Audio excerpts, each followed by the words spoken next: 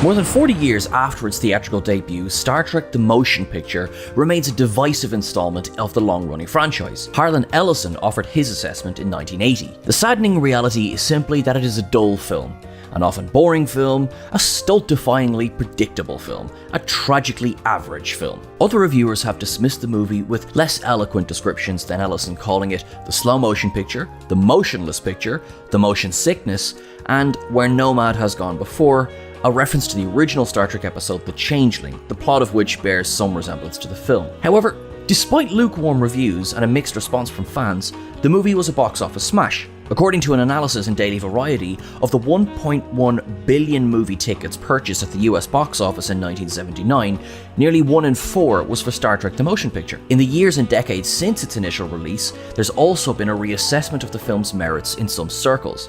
Mark A. Altman, author of many of the books in the franchise, recently called it the most cinematic of the Star Trek movies. Brian Fuller, co-creator of Star Trek Discovery, has proclaimed it a flawed masterpiece. A search for Star Trek the Motion Picture appreciation will bring up multiple groups and forums online dedicated to the movie, each with thousands of members. And yet, despite the decades of reviews, criticism and reassessment, including a recut director's edition of the film that was released on DVD in 2001, there's still many things most people don't know about the making of the first Star Trek movie. With that in mind, I'm the returning V'ger Sean Ferrick, and this is 20 things you didn't know about Star Trek the Motion Picture.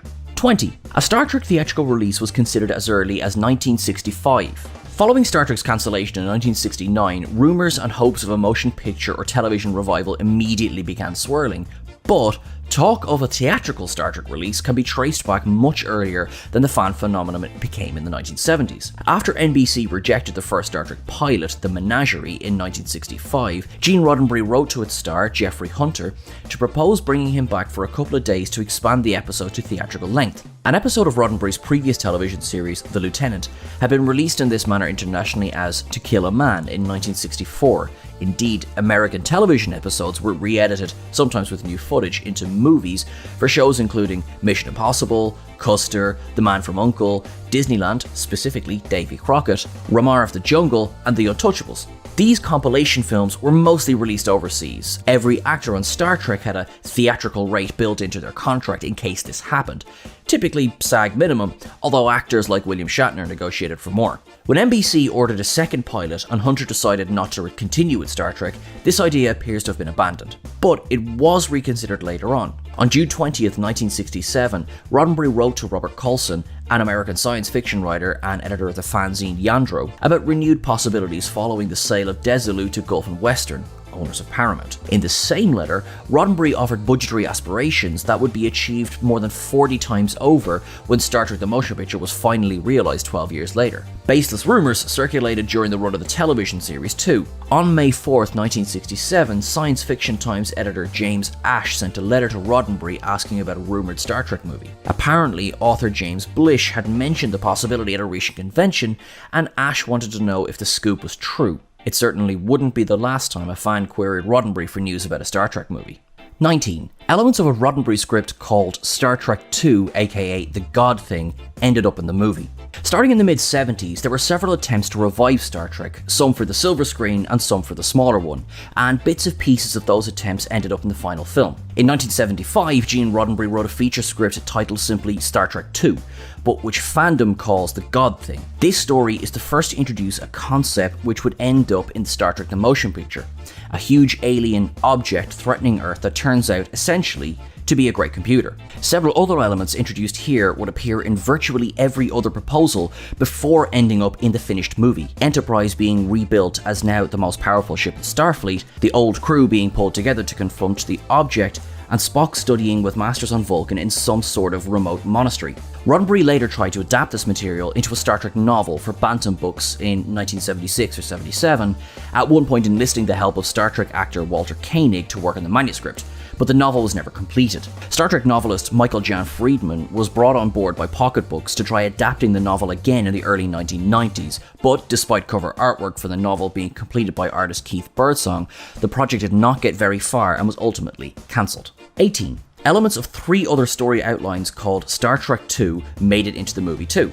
Months after Star Trek II/The God Thing, a young writer Roddenberry worked with named John Powell took a stab at Star Trek II, writing a completely new treatment under the same title. Not much from this one makes it into the final film, but it does contain the first mention of the strange cloud thing, albeit here it has a different properties than the V'ger cloud. In January of 1976, Powell and Roddenberry finished a collaboration on yet another version of Star Trek II. This story outline contains the first mention of a black hole, which would appear in every single proposal from then on and end up as a reference in Star Trek the Motion Picture. Powell and Roddenberry took one more stab at the idea a few months later. Here, Spock tries to decipher thought emanations from an immensely powerful alien entity, but the entity's thought is too complex even for him. Also introduced is the idea of humanity eventually evolving into a higher, non-corporeal life form. 17. Pieces of an infamous Star Trek story outline, aka Planet of the Titans, are in the movie too. October of 1976 brought a new set of writers to the table, Alan Scott and Chris Bryant, who turned into a story outline that was simply titled Star Trek. In fandom, this story is better known as Planet of the Titans. This one introduces several new elements that ended up in the eventual movie. The transporter accident, which in this instance mangles Spock's dad Sarek but doesn't kill him, Spock failing to eliminate his human half, and, most significantly, the notion of a mechanized planet of incredible technology. The civilization of Titans was so advanced that the distinction between animal, vegetable, and machine has become blurred. Although this concept went to script, to date this screenplay has never been seen publicly, so it's impossible to know what other elements it might have introduced. When Paramount rejected this version too, the director attached to it, Philip Kaufman, later to direct Leonard Nimoy in Invasion of the Body Snatchers, took a stab at writing a new story outline. But the studio pulled the plug on the entire movie in favour of making Star Trek back into a TV show for a prospective Paramount TV service. 16. Before and after it was a movie, the Star Trek revival was planned as a TV series called Star Trek II. When Philip Kaufman's Star Trek movie was put on ice, the studio shifted to developing a new TV series. If you're not confused yet, the TV series was yet another project to be titled Star Trek II. In fandom, the abandoned program is popularly known as Star Trek Phase 2, although the name was only briefly used for the project. This series proposal introduced the characters of Ilia and Decker into the mix. Persis Khambatta had a screen test on October 27, 1977 and signed a 6-year contract to play Ilia on television before the plug was pulled. An actor was not selected for the Decker role. Stephen Collins only joined the project after it transformed back into a feature film. Sets and models were in various stages of completion at that point. Some would be modified and used in the movie, while others would be completely rebuilt and redesigned. Of the various stories proposed for a TV movie to relaunch Star Trek, In Thy Image was chosen. Alan Dean Foster, a science fiction writer who had adapted the animated Star Trek into a series of books for Ballantine, wrote the story outline based on a premise called Robots Return by Gene Roddenberry. In Thy Image brought a variation of the object from 1975's The God Thing script, now called V'ger. 15. The theft of some Enterprise blueprints led to an FBI sting operation. In 1977, when the project was still proceeding as a television series to be called Star Trek II, a man named John Thomas Askew paid a visit to the sets, which were still under construction, and swiped a set of blueprints he found laying on a workbench. Askew would have got away with it if he had just held on to the documents, but in late 1977 he decided to offer the blueprints to a fan, Mark Siegel, for $200. Siegel felt the offer was a bit fishy, possibly because Askew only identified himself as Mr. X, and reported the whole thing to Paramount. The studio, in turn, called the FBI. The FBI set up a sting operation where Siegel would agree to buy the blueprints from Askew for $75.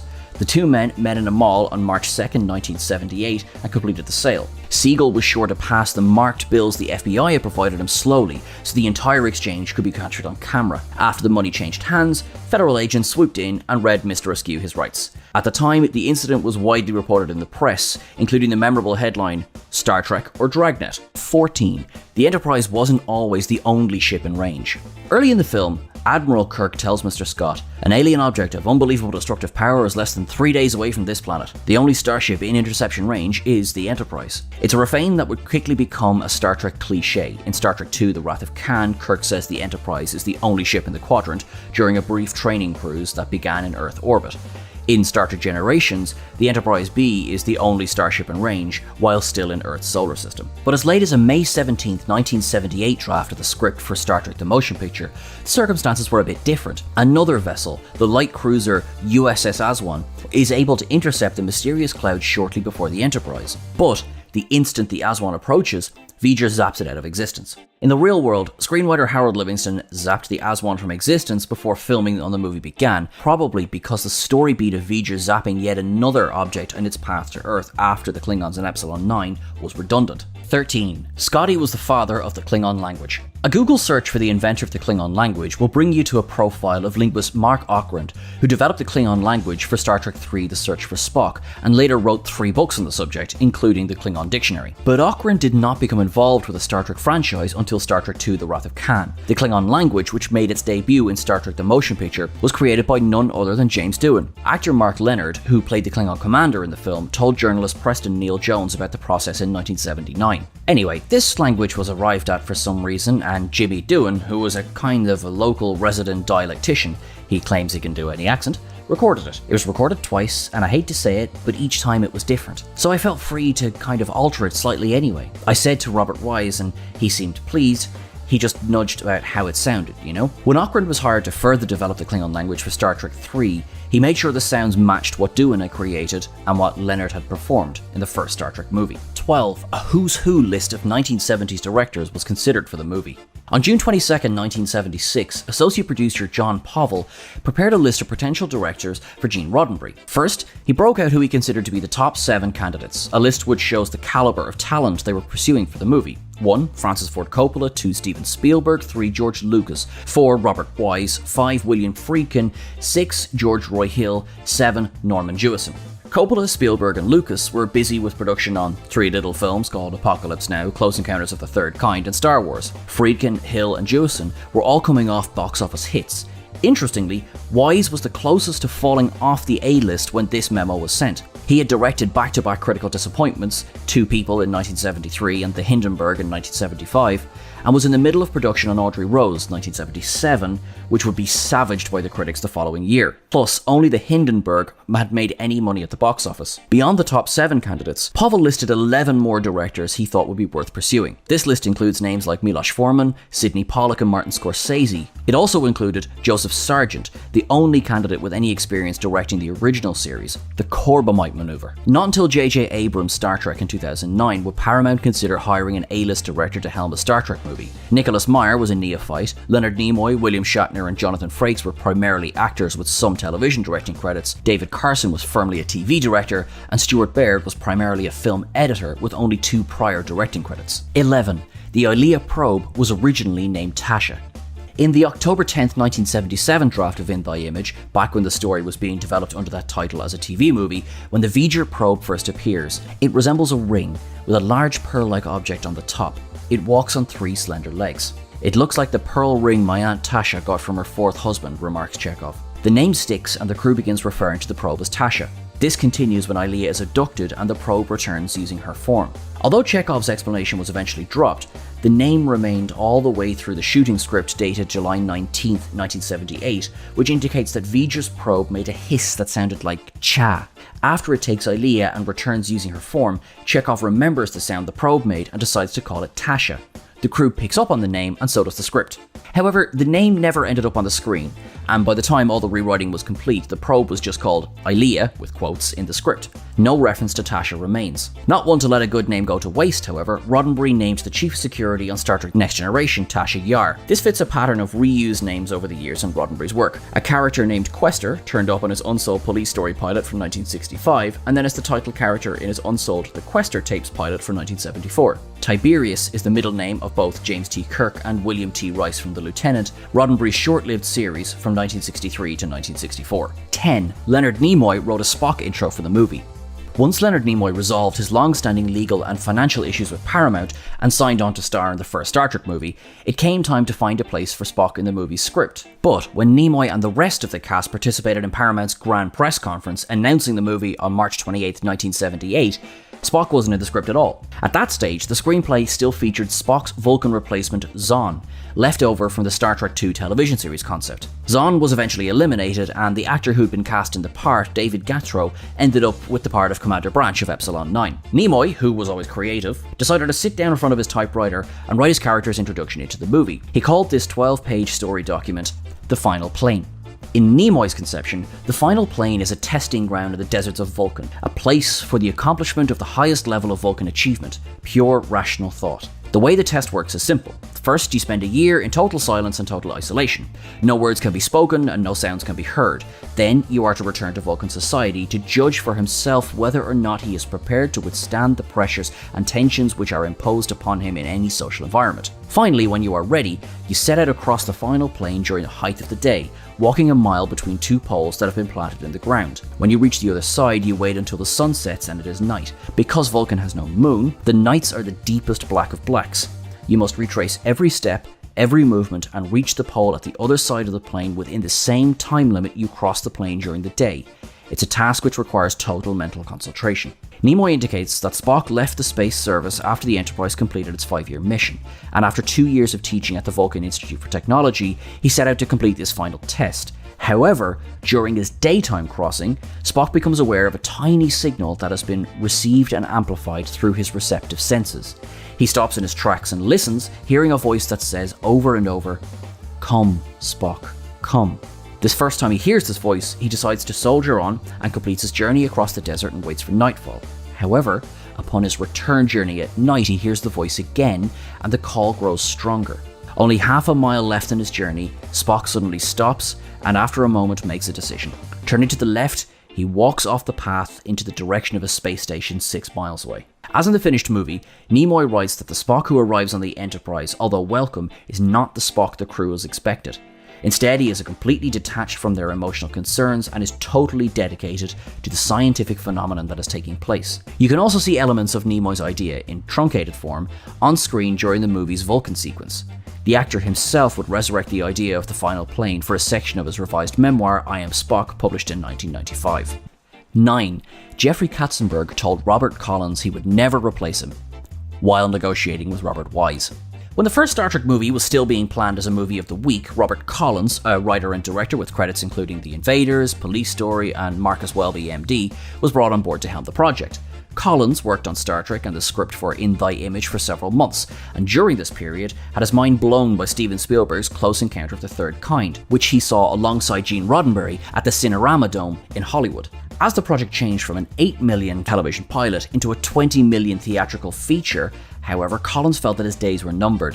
In 1977, he had no feature film credits to his name and he had never worked on a project with so much at stake for the studio. Nevertheless, when he called Paramount executive Jeffrey Katzenberg and asked if he was being replaced, Katzenberg told him, "No, Bob, never. Take my word for it, Bob. Trust me." In fact, when Collins made that call, Paramount was already negotiating with Robert Wise to take over the project. However, there was one small problem. Collins and Wise had the same agent, who of course told Collins he was being replaced. Said Collins later, "I laughed about it for a while. I knew it would happen sooner or later, but I was more angry about the way it happened. I could understand them wanting somebody else when the budget escalated, but I wish they would have been nicer about it and said, look, these are the facts of the situation." 8. At the climax of the movie, Kirk was going to take Ayah to the Starfleet archives. In the July 19, 1978 shooting script, and as late as August 29, 1978 shooting schedule for the movie, the climax of Star Trek the Motion Picture included an interesting tangent that wouldn't be seen in theaters. As in the completed film, Kirk, Spock, McCoy, Decker, and Ayah exit the Enterprise through the saucer, walk through the heart of V'ger, where they find what remains of the original Voyager 6 probe. Our intrepid heroes learn that the Voyager 6 probe was programmed to return to Earth orbit, and upon receipt of a specific code signal, transmit its findings back to Earth. But unlike the finished film, Uhura isn't able to pull up the old NASA code signal in a matter of seconds. Plus, in this draft of the script, the job is given to Sulu, who tells Kirk, "The code isn't in our records. Voyager 6 was sent out by Earth's United States subdivision. The frequency and code was probably kept secret to keep the Voyager data from its rival subdivisions." Kirk orders the Starfleet archive sections to start an immediate search for the material and decides to beam there himself with the Ayah robot, still called Tasha in this version, in tow. As V'ger's countdown continues to get closer to zero, Kirk finds himself in the midst of an organized archival chaos on Earth. With the archivist still working feverishly in the background, but in foreground, Kirk anxiously watches Tasha rolling microfilm in her nimble fingers, her eyes taking in each single frame in a millisecond. With Tasha's help, Kirk is able to locate the release code with only 4 minutes to spare, but like in the final movie, the transmission of the code does nothing to stop the countdown. Kirk and Tasha quickly beam back to V'ger, and the climax proceeds from there, much as it does in the final movie. Although we certainly appreciate a moment of heroics being afforded to archival researchers, after entering the heart of V'ger, a side trip largely spent in a conference room that quickly introduces and then discards a couple of new characters feels like a distraction at this point in the movie. As the troubled third act of the film continued to be refined and rewritten, these scenes were removed long before they could be filmed. 7. Jeffrey Katzenberg proposed an ending that was more directly religious. In late June of 1978, about 6 weeks before the start of principal photography, Paramount executive Jeffrey Katzenberg offered his own take on the ending of the movie, which was still in flux and would not be firmly settled on for many months thereafter. We know this because of a surviving memo dated June 20th, 1978, in which associate producer John Powell, a carryover from the abandoned Star Trek II television series and a close associate of Gene Roddenberry, forcefully objected to Katzenberg's proposed ending. According to Powell's memo, this ending had a much more religious bent than what was eventually filmed. In Katzenberg's version, once V'ger learns that humanity is responsible for its creation, it suddenly adopts Judeo-Christian values and flies off in search of our God. But before the superpowered probe rides off into the sunset in search of an awfully Western European version of the Supreme Being, it completes its mission and transmits the sum total of its vast knowledge to Earth. This put Powell in the awkward position of arguing that Katzenberg's proposed denouement was too cerebral, ironic given the fact that Roddenberry often complained that the NBC rejected his original pilot proposal back in 1964 for the same reason. I can see no emotional catharsis resulting from being handed a volume of information that must be depicted as being beyond the grasp of both our characters and our audience. A Star Trek movie about finding God would have to wait until William Shatner took the reins on Star Trek V: The Final Frontier. Given the results of that movie, perhaps it's best that Katzenberg's proposed ending was not seriously pursued. 6. An expensive spacewalk sequence, The Memory Wall, was largely shot before being abandoned. Spock's unauthorized spacewalk through the heart of V'ger was a late addition to the script, a new sequence supervised by special photographic effects director Doug Trumbull and filmed during a series of reshoots. Script pages for those reshoots are dated August 6, 1979, only 4 months before the movie was slated to hit theaters. It replaced a troubled sequence called the V'ger Spacewalk in the shooting schedule, but known by most fans as the Memory Wall sequence. Although the Memory Wall scenes have never appeared in any released version of the movie, stills from them were used for a variety of promotional purposes, and a comic adaptation of the Memory Wall sequence was included in the Marvel comic version of the movie in 1979. Construction on the massive sets built for this sequence was supervised by the Able Group, the original visual effects company that was dramatically fired and replaced by Doug Trumbull during post-production. The Memory Wall itself filled an entire soundstage, Paramount Stage 6, and cost $250,000. A separate trench set for the sequence cost an additional $130,000 and was built on Paramount Stage 17. The Memory Wall itself was the second most expensive set in the movie, with only the recreation deck costing slightly more, $252,000. At least one of the key creative heads on the movie, production designer Harold Mitchelson, was not a fan. I laid out camera angles with a viewfinder, and there were only 2 shots that you could take in the set. Wherever you want, you got the same 2 shots. Wherever Kirk and Spock would have the same background, even though it took up a whole stage. You can build a wall 5 miles long and have people walking along, but every place you shoot it, it's the same thing, so why build it? With continuity and cutting, you can build a fragment of that wall and keep shooting it so it looks like different parts of the same wall, but Abel's set was the whole wall. Exactly how much of the sequence was completed is an open question. In 1979, Robert Wise said, "We shot at quite considerable expense about half the sequence, but it was not terribly exciting."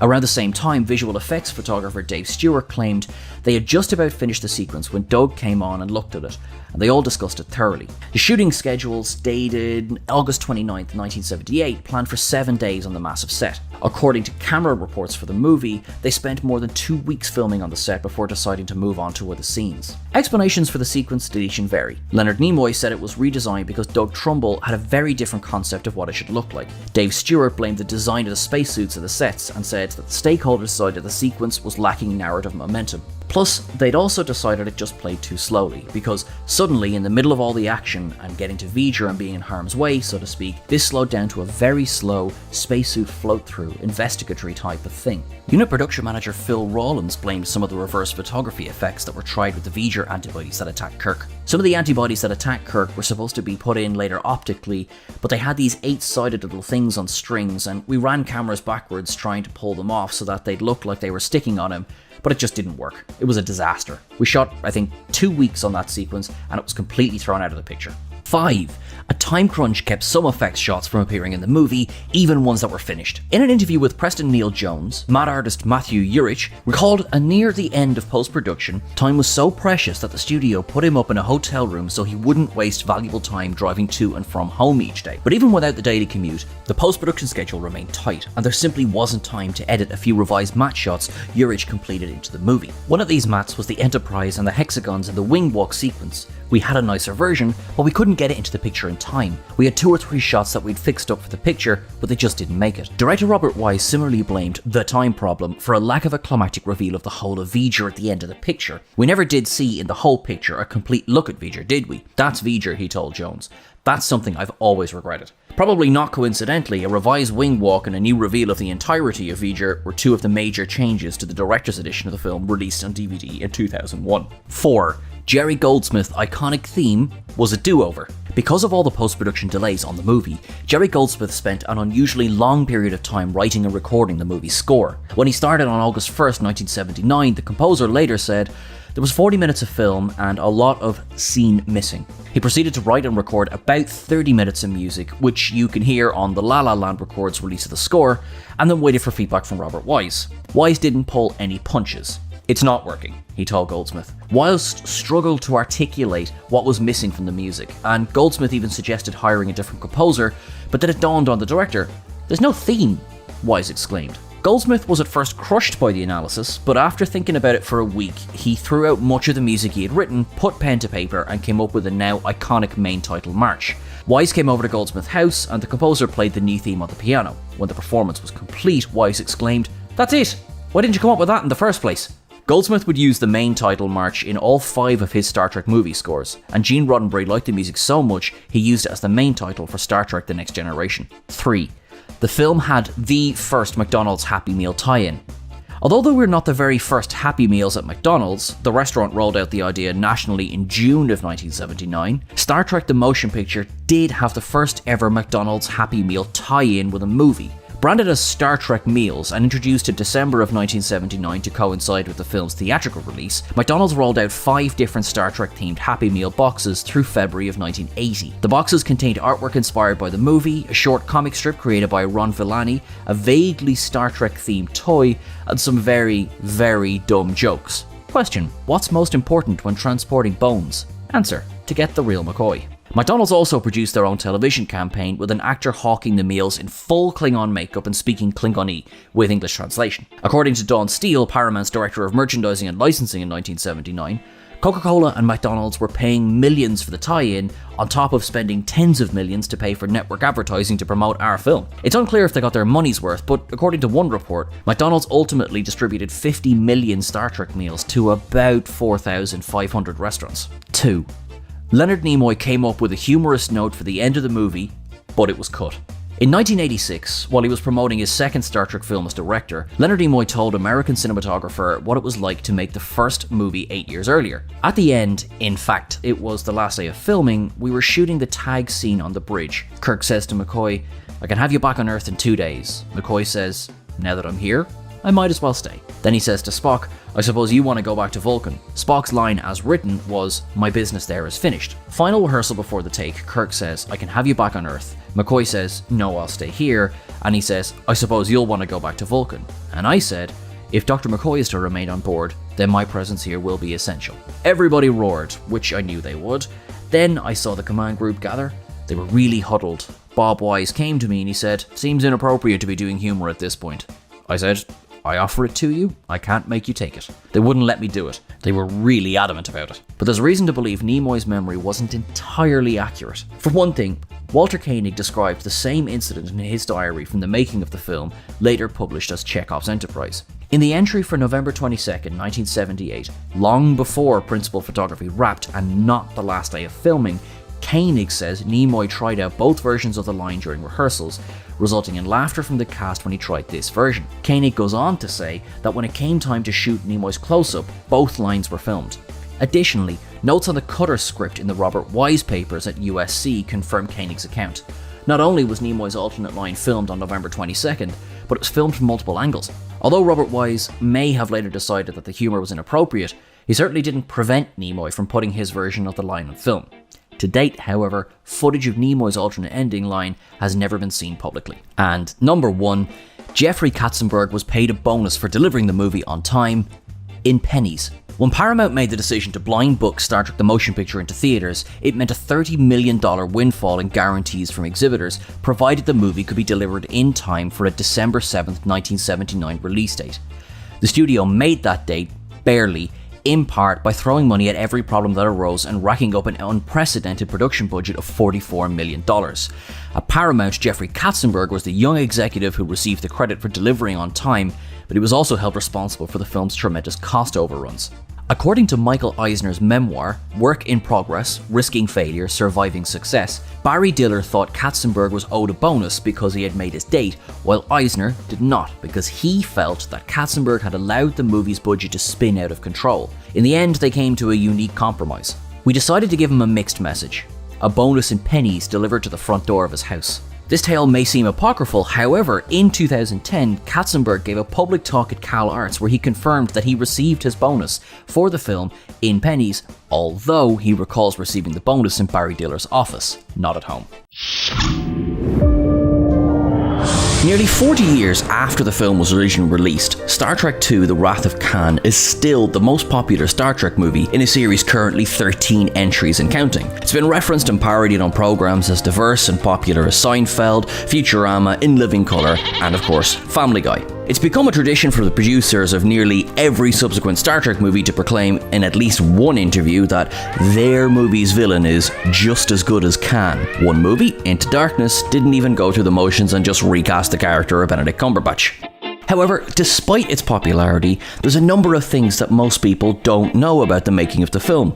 With that in mind, I am your film history teacher, Sean Ferrick, and here are 20 things you didn't know about Star Trek II: The Wrath of Khan. 20.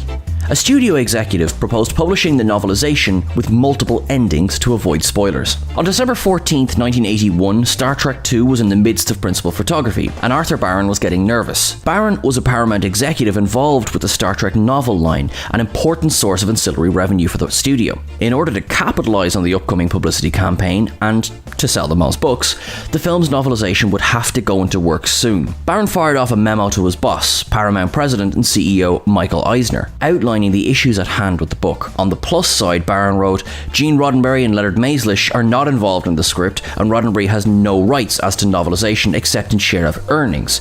Roddenberry was reportedly paid $400,000 to write the novelization for Star Trek the Motion Picture, which featured some bizarre ideas, most notoriously Captain Kirk's love instructor. The studio was in no mood to repeat that experience. On the negative side, Barron noted as soon as the book hit store shelves, the ending of the movie would be out to the wild. To get around this pitfall, he suggested the following. Could an ingenious scheme be developed whereby you had a book with 2 or more endings, which could be published prior to the movie, but nobody would know which ending was the movie? In the end, the book came out with only one ending. Possibly because Roddenberry had leaked the script, and rumours about Spock's fate were rampant among fans long before the movie was released. 19. The movie was budgeted at 400% less than its predecessor. On March 28, 1978, after a series of false starts and cancelled projects, Paramount Pictures officially announced Star Trek the Motion Picture, with a lavish press conference. The production would be equally grand, with Academy Award-winning director Robert Wise at the helm and a budget of $15 million.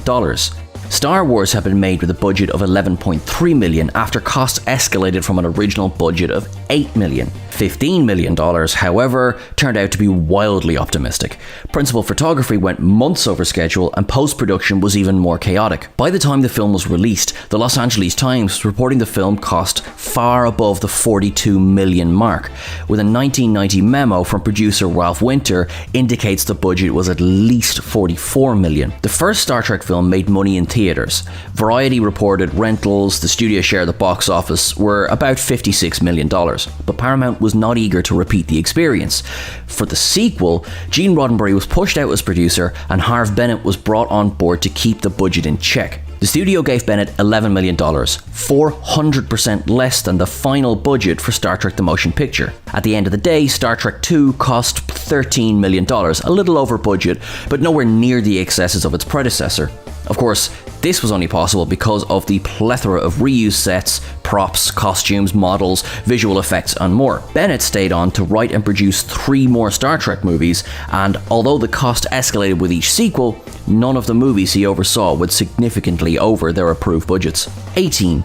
Gene Roddenberry had serious reservations about militarism in the movie. Star Trek creator Gene Roddenberry was credited as an executive consultant on Star Trek II after serving as the producer and an uncredited co-writer of Star Trek the Motion Picture. As part of his reduced role, Roddenberry received a generous fee and was allowed to read and comment on the sequel's script as it progressed, but the producers were under no obligation to implement his suggestions, and Roddenberry had many suggestions. In one memo sent to producer Harve Bennett on September 30th, 1981, Roddenberry complained about the militarism in the most recent iteration of the script, which had been written by director Nicholas Meyer. I call to attention mainly to those parts explaining why Star Trek emphasized an optimistic future for humanity and those which predicted how the show could be damaged if we portray Star Trek as a militaristic organization in the genre of Battlestar Galactica, Buck Rogers, and that kind of stuff. Later in the memo, Roddenberry hit on these issues again, military salutes and that sort of thing.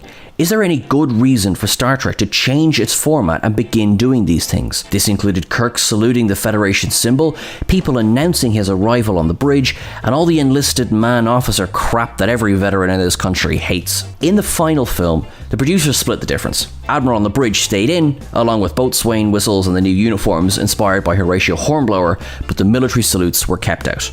17. Roddenberry's comments about SETI Alpha 5 improved the story. In the finished film, when Captain Tyrrell and Commander Chekhov beam down to SETI Alpha 5, they don't realise it's the same planet where Kirk marooned Khan and his followers 20 years before.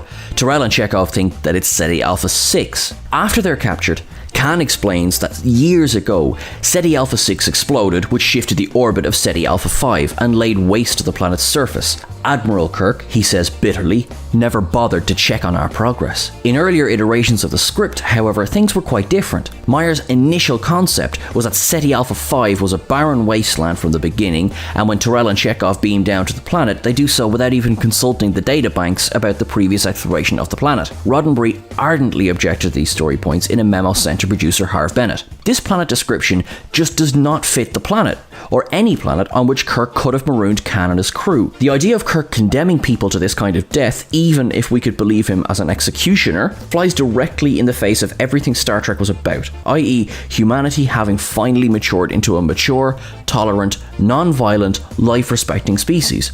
Most unbelievable of all, of course, is letting the USS Reliant run even a casual check on SETI Alpha without first checking it in the ship's computer records. Roddenberry didn't just present objections to the problem in his memo, he also presented a solution. We must ask our science advisor to concentrate on a very major kind of catastrophe occurring to this planet, which would be capable of not only changing its look, but also of knocking it out of its original orbit. On this point, Meyer followed Roddenberry's advice and rewrote the script. His changes brought the movie more in line with Space Seed, which established SETI Alpha 5 as habitable, although a bit savage, somewhat inhospitable, and helped to make Tyrrell and Chekhov's actions easier to swallow. Plus, with the added benefit of deepening Khan's motivations for seeking revenge against Kirk, in 20 years, not a single ship was sent to check on him. 16. Several different stories were considered for the movie and then compiled into the final version. In late August of 1981, Harve Bennett was facing a problem. The script for Star Trek II had gone through several writers and countless drafts, but none of them were shootable. In a matter of weeks, a shooting script had to be locked down, otherwise ILM would not have enough time to deliver the film's effects before it was due in theaters. Harve Bennett had kicked off the writing process himself with a one-page proposal called Star Trek II: The War of the Generations. It featured a rebellion on a Federation colony led by Kirk's son David, who turns out to be under the influence of Khan. Unsure if Leonard Nimoy will return, Spock is absent from this proposal. Jack P. Sowers picked up the baton next, fleshing out Bennett's proposal into an outline and then a script called the Omega System. In this version, Khan, and a very much alive Marla McGivers, his beloved wife, seeks control of a Federation weapon of mass destruction, the titular Omega System. The project is not run by Carol Marcus, but by Dr. Janet Wallace, from the original series episode The Deadly Years. Spock appears, but dies early on and is replaced by Savick, in this version a male Vulcan. Then, after years of exile, Khan has somehow been able to develop psychic powers, which he uses in his battle with Kirk. Bennett wasn't crazy about Soward's draft, however, and he hired original series writer Samuel A. Peoples to go in a new direction. Peoples obliged, turning in a story outline and then a script in which he jettisoned the character of Khan and replaced him with a pair of godlike aliens named Sojourner Murray. Peoples also changed the character of Saavik into a woman. Bennett didn't care for this version either. Luckily,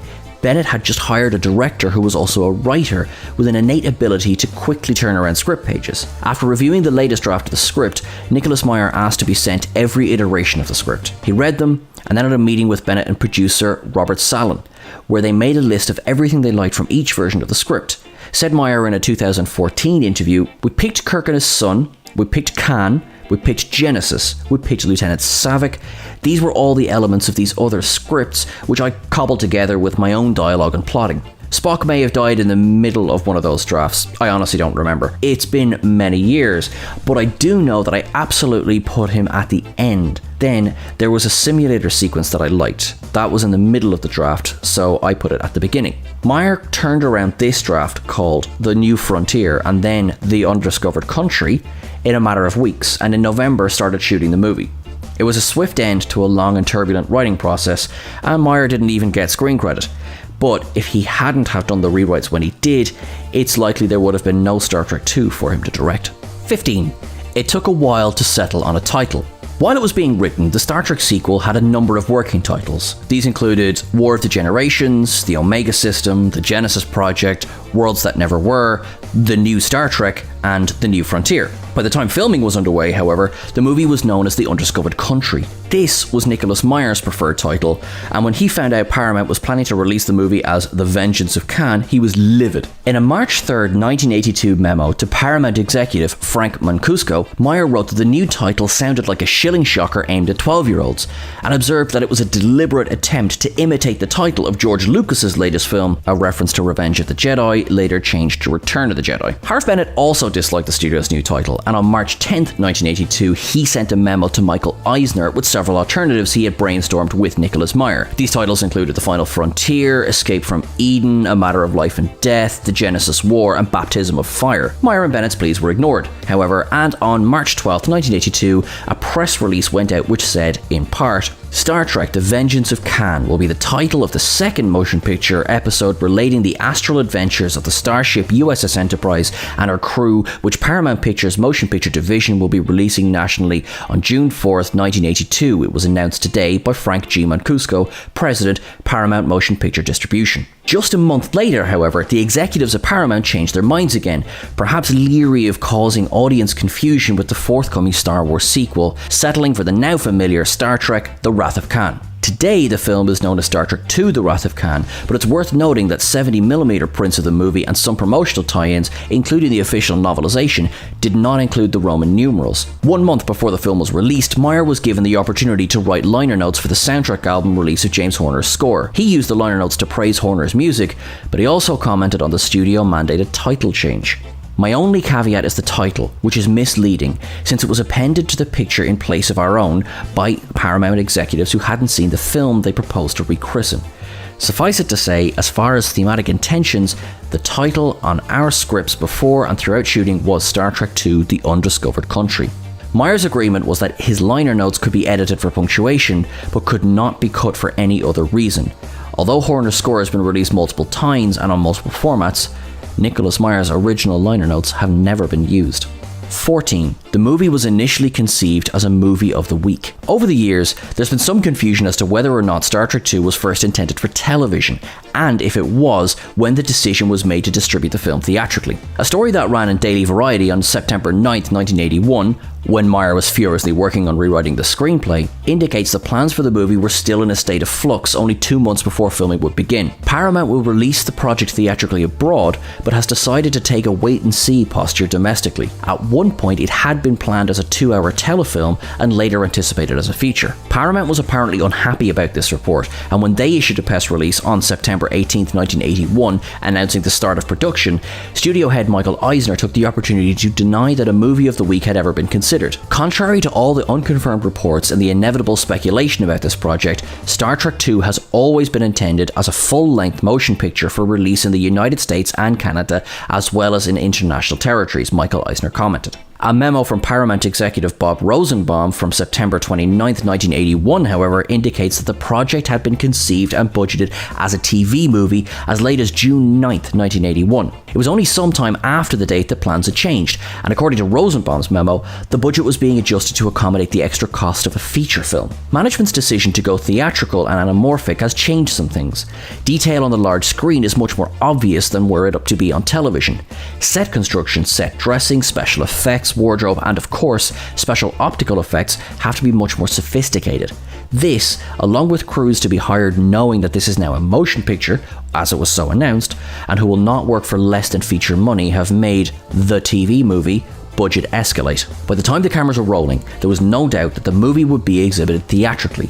A story that ran in the Wall Street Journal on October 9, 1981, for example, speculated on the effect Spock's demise would have on the movie domestic box office, and subsequent newspaper stories anticipated a summer 1982 release date. Any rumours that Paramount did not make the decision to upgrade the film to theatrical release status until after seeing it have been greatly exaggerated. 13. 200 or 300 years in the future? Depends who you ask. The original Star Trek television series is often hazy about when exactly it took place. Gene Roddenberry's initial series format from March 11, 1964 didn't nail down the date, stating it could be 1995 or maybe even 2995. Most episodes tended to suggest it was about 200 years in the future, although the others would suggest wildly different timeframes. When The Making of Star Trek, 1968, was published, it contained over a dozen references to the 23rd century, which would have placed the series at a minimum 242 years in the future. When Star Trek the Motion Picture rolled around, dialogue placed events even more firmly in the 23rd century. Decker says the Voyager 6 probe launched over 300 years earlier, and some marketing materials advertised the movie as a 23rd century odyssey now. Star Trek II The Wrath of Khan doubled down on this date scheme with an introductory title card that reads, "In the 23rd century," except plenty of dialogue in Star Trek II doesn't line up with this. In the movie, Khan says he and his followers left Earth in the year 1996, which matches Space Seed. Khan also says twice that he was a prince 200 years ago, which would place the movie squarely in the 22nd century. This matches Space Seed, when Kirk told a newly revived Khan that he would have 200 years of catching up to do. Why the discrepancy? Well, it turns out there was an initial disagreement over when Star Trek took place. Nicholas Meyer's script had Khan say he was a prince 300 years ago, but when it was sent to DeForest Research for review, they noticed it's been firmly established in several episodes that Star Trek is about 200 years from now. Joan Pierce, who worked at DeForest in 1982, had written much of the film's research on the original show too. Meyer was a Star Trek newbie, and on this point, he deferred to DeForest Research. Khan's lines were changed. There's no reference in the DeForest Research memo about the opening title card. Presumably, this was not in Meyer's script and was added later, escaping their scrutiny. 12. Kirk and Khan never meet face to face, but it wasn't always this way in the script. Admiral Kirk and Khan Noonien Singh never meet face to face in Star Trek II. Every interaction the two have takes place using a view screen or a communicator. During principal photography, William Shatner and Ricardo Montalban had even less interaction, neither actor being available for the other to read lines off camera, probably due to the shooting schedules of the T.J. Hooker and Fantasy Island series, which were both in active production in 1981. In a 1994 interview, Ricardo Montalban remarked, "I had to do my lines with the script girl who, as you might imagine, sounded nothing like Bill." If you ever have the opportunity to hear the film's raw production audio, it will only enhance your appreciation of Montalban's performance. He does everything you see in the finished film, while Mary Jane Ferguson, the script supervisor, blandly reads Kirk's lines back to him. Some sources even claim that Shatner and Montalban never met on set at all, but this is not strictly true. Shatner and Montalban appeared together in a series of promotional photographs taken on the Genesis cave set, although Montalban was not in costume for them. In Meyer's earliest version of the script, however, Kirk and Khan did meet in person and even had a sword fight. Kirk lost, but survived. For budgetary reasons, however, that sequence was dropped from the script during rewrites and was never replaced with a different meeting between the two characters. 11. The shooting schedule used humorous scene descriptions to avoid leaks. Leaks are a recurring problem on just about any Star Trek movie. On Star Trek II, there were a variety of attempts to put a stop to them. On November 18, 1981, only a few days into principal photography, Robert Sallin sent out a memo restricting dailies to members of the cast, crew, and production staff. On the same date, he sent out detailed instructions regarding set visitors for the duration of the shoot. No one could visit without a pass, and on 10 days where story-sensitive scenes were scheduled to be filmed, no visitors, past or otherwise, would be admitted. Harv Bennett even had his secretary insert unique typos into each copy of the script so they could trace down the culprit if a copy got leaked. When a copy did, the perpetrator was quickly identified as none other than Gene Roddenberry. One of the more humorous ways the production kept a lid on certain plot developments can be found by looking at the film's shooting schedule. For the work covering January 26 to 29th, 1982, which was at the end of principal photography, although the crew would reassemble for some reshoots in March, the paperwork omits accurate scene descriptions. Instead, only ludicrous and obviously untrue scene descriptions were used. Some examples: interior, Enterprise bridge, day. Honeycombs explode. Cast and crew scatter for cover. Interior, reactor room, day. Spock comes back to life, really pissed off. Swears revenge on Kirk. Interior, reactor room, day. Spock kills Kirk. Takes commands of Enterprise. Sends Sulu for sushi. 10. The idea for the Genesis device came from the art department. Mike Miner, the art director on Star Trek II, had a long history with the franchise. He got a start in the business with a variety of contributions during the third season of the original television series. These included on-set paintings, seen in the episodes In Truth Is There No Beauty and The Tholian Web, the design and animation of the web itself, rear projection graphics, the fabrication of the Melkot alien and Spectre of the Gun, and the visual effect for the Beta-12A whirligig entity in Day of the Dove. On the aborted Star Trek Phase 2 television series and Star Trek the Motion Picture, Miner worked as a production illustrator and contributed to the redesign of the USS Enterprise interiors. On Star Trek II, working under production designer Joe Jennings, Miner produced storyboards, production illustrations, and paintings for concepts like the Genesis Cave. But perhaps his most significant contribution to Star Trek II had nothing to do with his work in the art department. It was Miner's idea that the movie's central device should be a terraforming device, rather than the Omega System superweapon originally conceived by writer Jack B. Sowards. This led to the Genesis device, and reportedly caused Harv Bennett to tell Miner that his idea saved Star Trek. 9. Pixar's first computer-generated sequence for a movie was the Genesis demo. Pixar started in 1979 as a division of Lucasfilm called the Graphics Group. It would be spun off as its own corporation under the Pixar name in 1986. A team of experts under the leadership of Dr. Alvy Ray Smith, the Graphics Group was assembled by George Lucas to develop technique for using computers in movies. At first, recalled Alvy in 2002, this meant working on digital video editor, a digital audio synthesizer, and a digital optical printer. Alvy's team, however, wanted to do more. When Robert Sallin approached them to create the Genesis demo sequence for Star Trek II, Alvy recognized it as an opportunity for him and his team to prove themselves. The initial idea Sallin presented was far less ambitious than what ended up in the movie. There would be an aquarium with a rock floating in it, and somehow things started to grow on this rock, recalled Alvy in 2002. Alvy asked for 24 hours so he could storyboard a more ambitious sequence that he knew his team could execute, and Sallin agreed. Alvy spent the night furiously drawing storyboards that played to the strength of his team.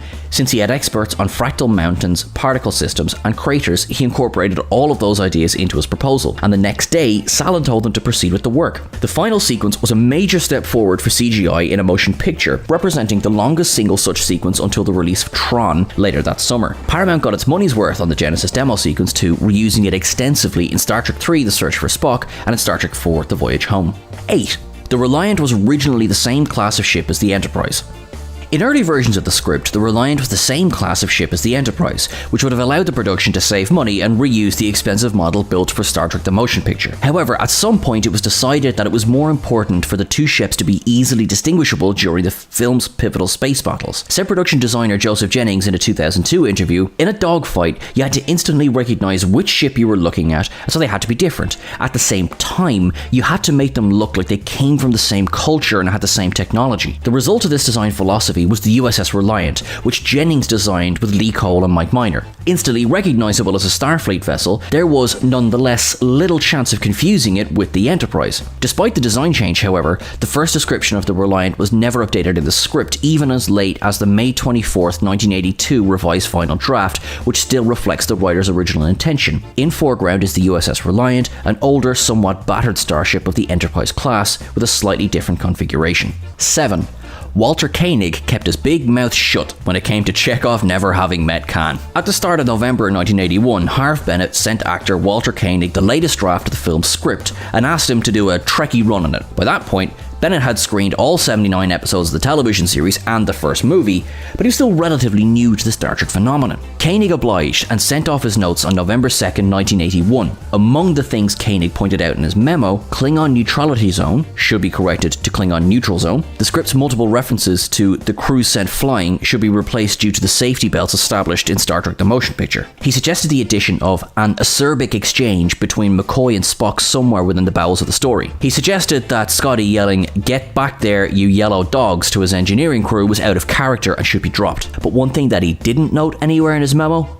That Chekhov and Khan never met in the original series. Koenig didn't join the cast until the second season, well after Space Seed marooned Khan and his followers in SETI Alpha 5. Koenig admitted to leaving this out on purpose years later in his memoir, Warped Factors. My concern was if that I mentioned it, the decision might be made to change the actor rather than change the dialogue. I love George Takei, but you've got to take my word for it.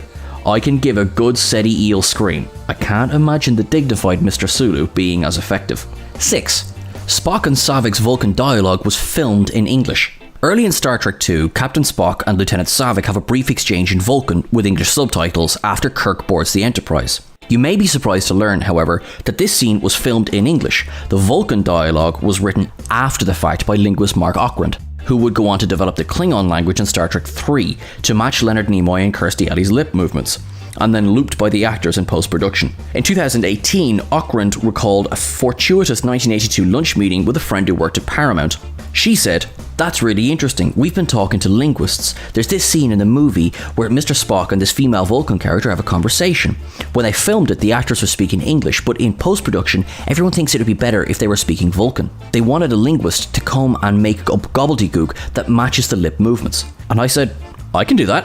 On February 19th, 1982, DeForest Research weighed in with a memo including the following about Vulcan pronunciation. Please note that the Vulcan words should be pronounced with a short E sound. For instance, ki should be ke, di should be de, etc. Finally, the subtitle dialogue was revised to make it a little harder to tell the actors weren't speaking Vulcan on set. The same technique was used for the Kolinar scene set on the planet Vulcan in Star Trek the Motion Picture. 5. The Starfleet training facility is mostly a model. As Kirk thanks Spock for his birthday present, they stop in a large skylighted room featuring planters and a very large glass celestial globe. But this set isn't really a set, it's mostly a model. Specifically, it's the foreground miniature or cutting piece, a carefully designed miniature placed between the camera and the actual set. On screen, it appears to be part of the set, creating a more elaborate setting than is possible, practical, or affordable to build. In this instance, the only real set is the door Kirk stands in front of and the short corridor. Everything around it is a model the camera is shooting through. Art director Joe Jennings explained that artist Mike Miner went out to several hardware stores and came back with a bird bath, a planter, and a bunch of junk, which he then used to construct the convincing cutting piece and make cinema-scale set that was in reality very small. The same technique was employed by Mike Miner in the motion picture. The first shots of Spock on Vulcan were filmed on location at the Minerva Terrace in the Mammoth Hot Springs in Yellowstone National Park. Leonard Nimoy as Spock was on a small terrace of patterned tile. Between him and the camera was a foreground miniature of a higher terraces with the same tile pattern and the head of one of the giant statues, which appears 10 feet long but was actually 15 times smaller. Alas, the shot was badly redesigned when it was combined with a matte painting, and almost no one sees either Spock or the clever miniature. 4. ILM doled down the Enterprise. The very expensive and beautifully detailed Enterprise miniature from Star Trek the Motion Picture was of course going to be reused in the vastly cheaper Star Trek II, but the effects for the sequel were contracted out to George Lucas's Industrial Light and Magic. For the first film, the Enterprise was shot at the studio of VFX master Doug Trumbull, who disliked using blue screens for matte work, preferring a technique called high-con matting, where the models were shot against black, which he also used at Blade Runner. But ILM worked mostly with blue screen matte photography, and the trouble began as soon as they put the Enterprise before the camera. The model's intricate, beautiful, expensive, pearlescent and highly reflective paint job reflected the glowing blue of the screen, known as the blue screen spill, which would cause matte errors resulting in apparent holes in the starship. Repainting the entire model was too big a task for such a tightly budgeted feature, so they assigned a newcomer named Bill George to kill any reflections that showed up. The high-tech technique used? Wherever a reflection was a problem, Bill sprayed the area with dull coat, and a powder puff was used to pat talcum powder in to eliminate the shine. You can actually see this in the film. Notice how much shinier the Enterprise is when it first approaches the Reliant than it is later in the film. Since they applied the battle damage to the models, their scenes were shot roughly in sequence. As a result, the ship got duller and duller as more and more shiny hotspots were tamped down. 3. Judson Scott gave up his screen credit by mistake. Fans of the short-lived television shows The Phoenix, 1981 to 1982, V, 1984 to 1985, and The Colbys, 1985 to 1987, might recognise actor Judson Scott in the role of Joachim, Khan's most vocal follower, but they won't see the actor's name in the Wrath of Khan credits. That's because the actor authorised his agents to waive his billing for the movie. They did just that, sending associate producer William F. Phillips a letter on February 5th, 1982, indicating that Scott does not want screen credit in the picture. A year after the movie opened, Scott told Starlog magazine that the whole thing was a foul-up. His agents had been negotiating for higher billing.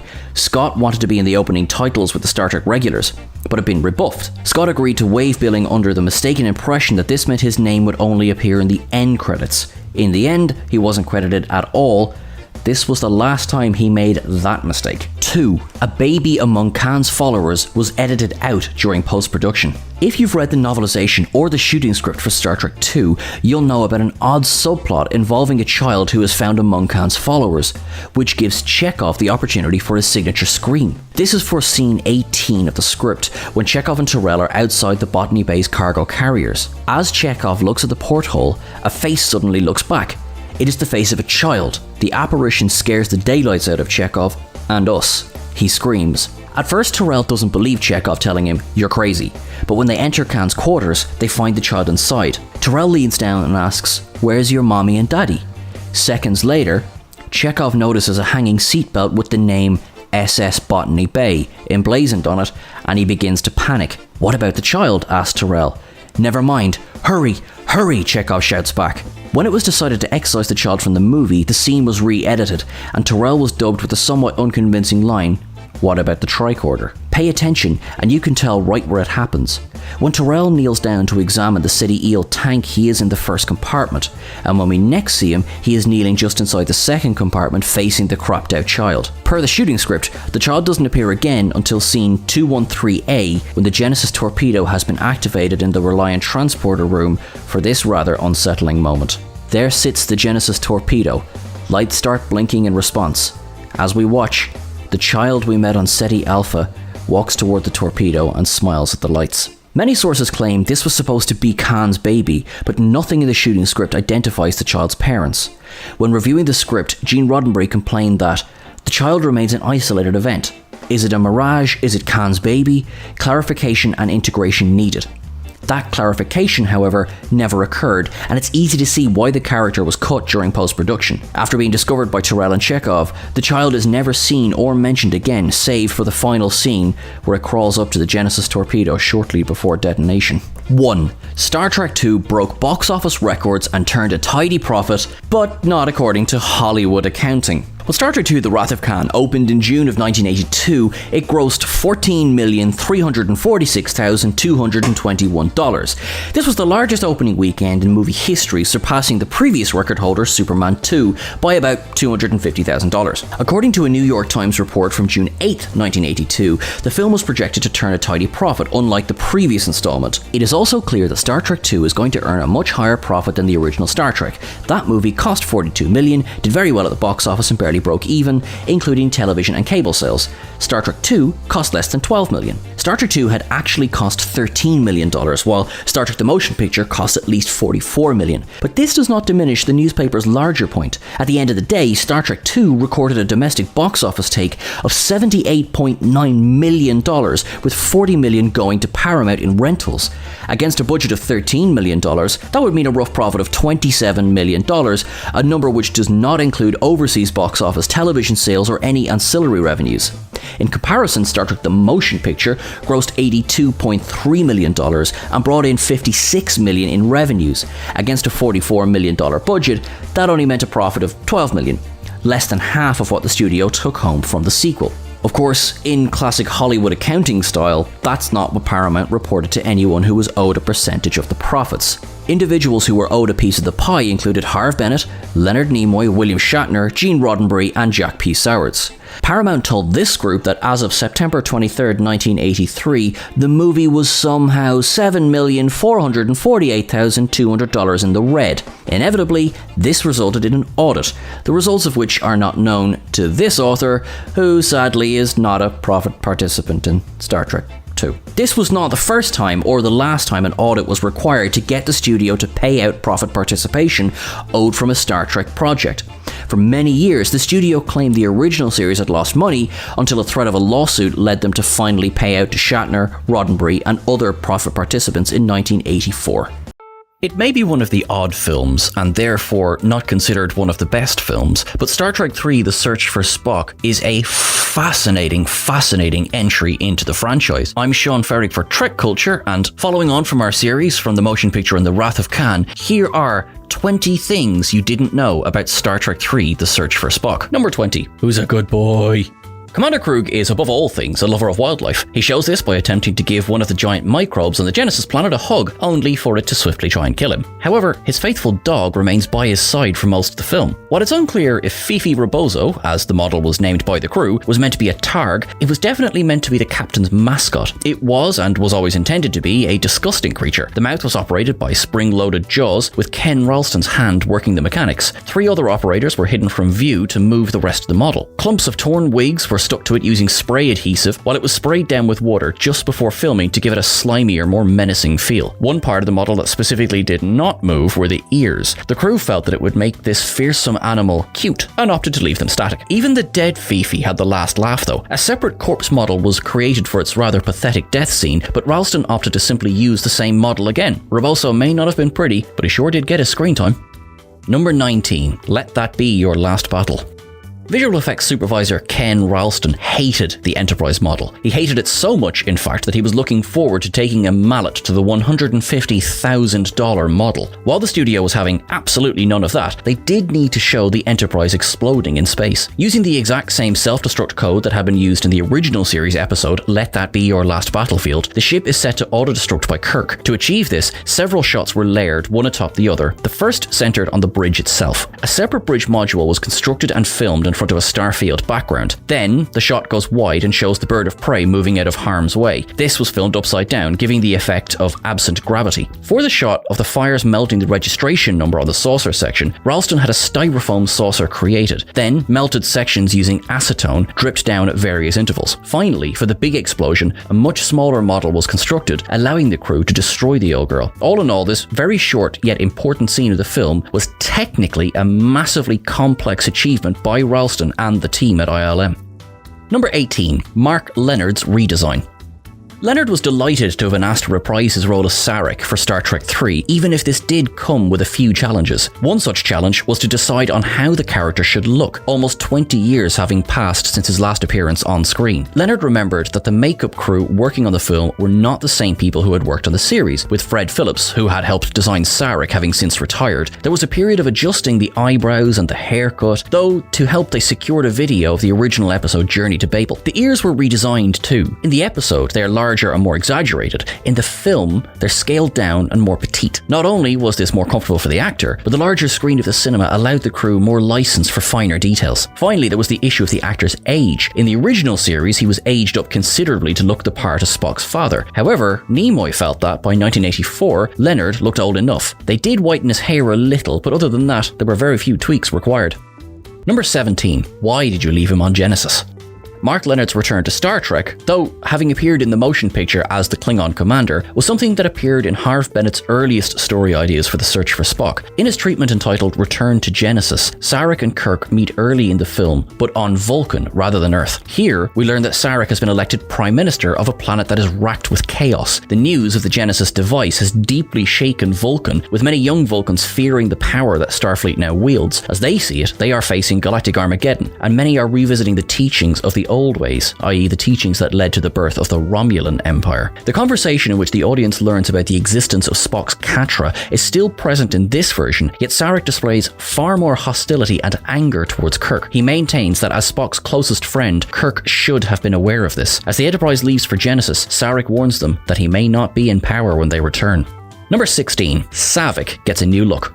Robin Curtis became the new face of Lieutenant Saavik for the character's second outing in Star Trek III. Kirstie Alley originated the role in the previous film with a performance that was far more prone to emotional outbursts than Curtis would end up becoming. While Nicholas Meyer and Alley molded Saavik in The Wrath of Khan, it fell to Curtis and Nimoy to create this new version of the character. Financial issues prevented Alley from returning, though there have been variations on that story. All parties seem to agree that initially Alley would return. This led to a larger part for Saavik in the script. Then Alley's agent requested a fee that was out of budget. Nimoy did lament the loss of Alley in his autobiography, I Am Spock, but the number being sought was more than what DeForest Kelley was being paid. Enter Robin Curtis. Curtis's arrival allowed Nimoy to rework the character. While it was Meyer who had dropped any references to Saavik's half-Romulan heritage in The Wrath of Khan, Nimoy and Curtis deliberately chose to increase her stoicism for this outing. Gone was the single tear by Spock's coffin.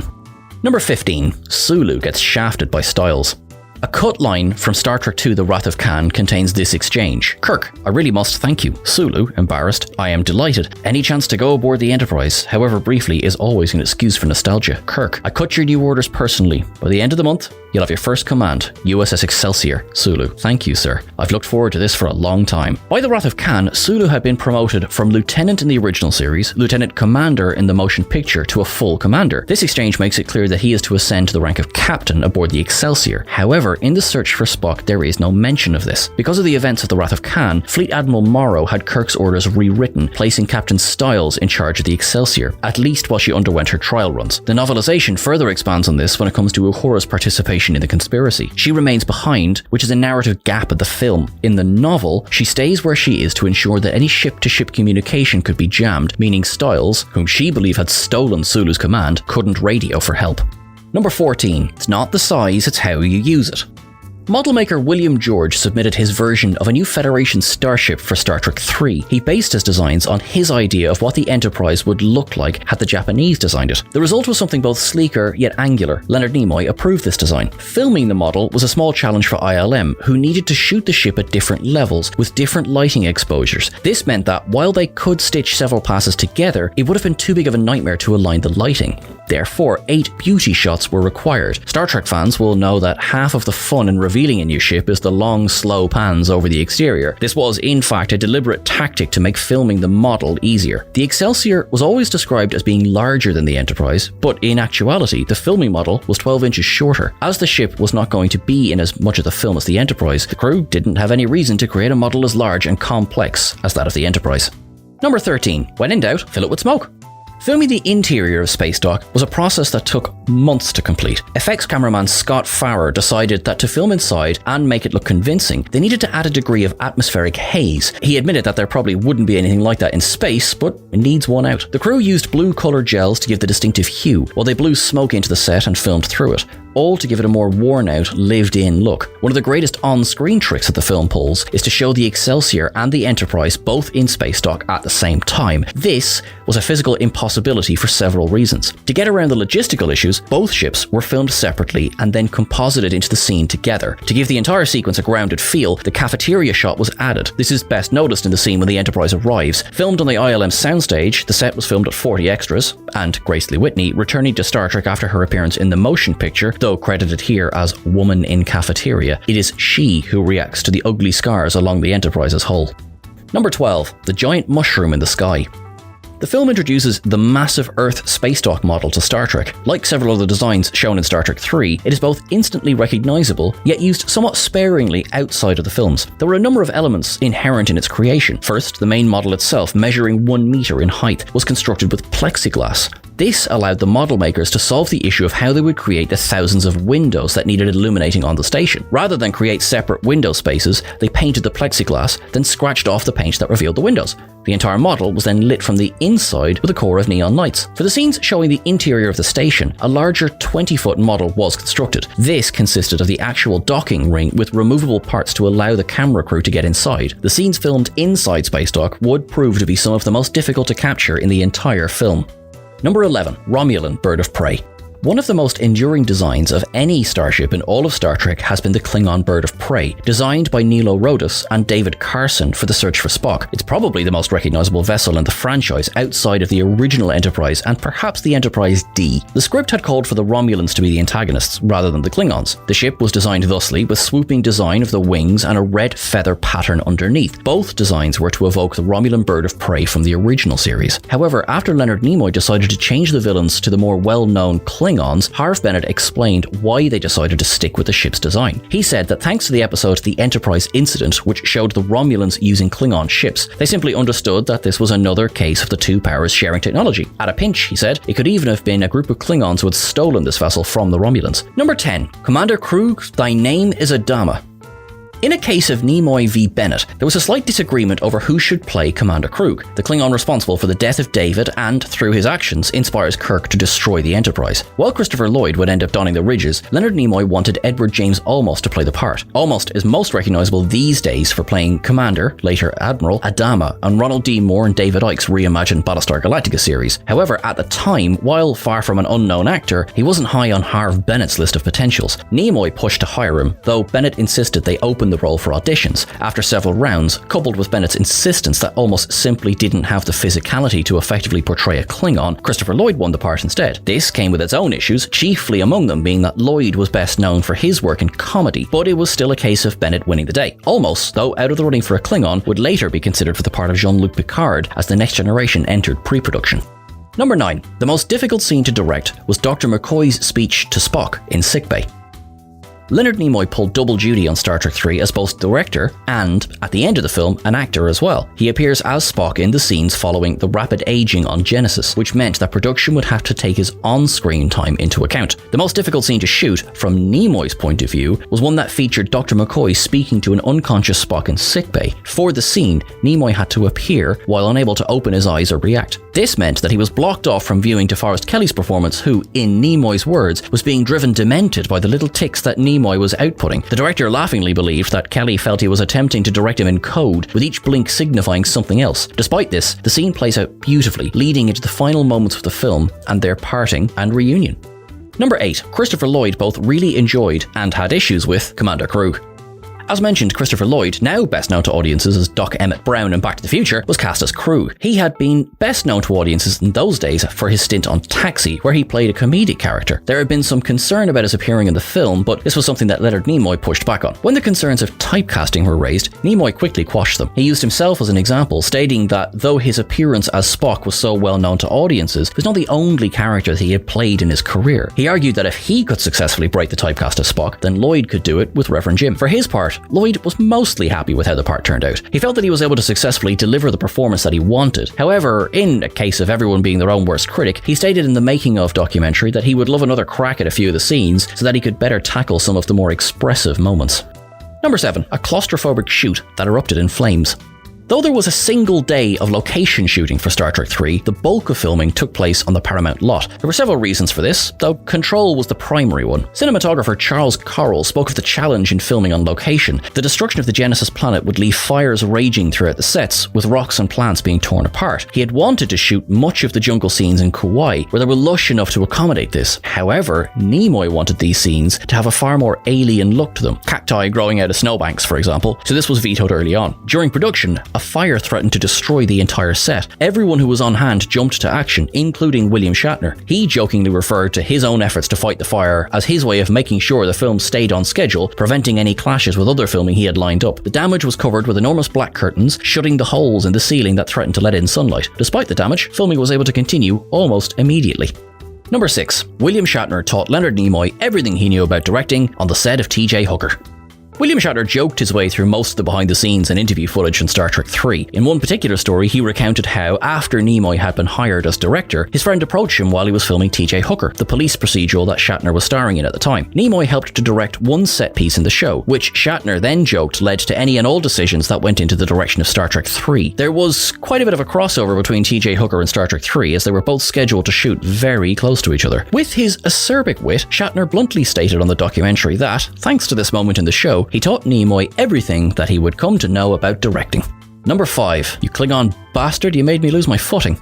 In the making of documentary included with the Blu-ray release of Star Trek 3, Leonard Nimoy explained how they approached the scene that immediately follows the death of David Marcus. Kirk, so sure that he can save the day, is crushed as his son is killed, and there's nothing he can do to stop it. That is, with the possible exception of the mind meld scene, the one moment of the film that truly breaks Admiral Kirk. After Saavik reveals David's death, he steps backward, stumbling against the dais on which the captain's chair sits. Nimoy gives full credit to the scene to William Shatner, clearly stating that he didn't give the man any direction to fall, but that the little stumble makes the scene far more powerful. Kirk has at this stage lost his closest friend in the form of Spock, and is fairly certain that his career has ended as well. He hadn't counted on losing his son too. It is one of the most powerful scenes in the film. Nimoy and Shatner rehearsed the moment on a closed set, allowing them to better prepare and attempt to fool the cast and crew with a huge fake fight, one that Nimoy was certain fooled nobody.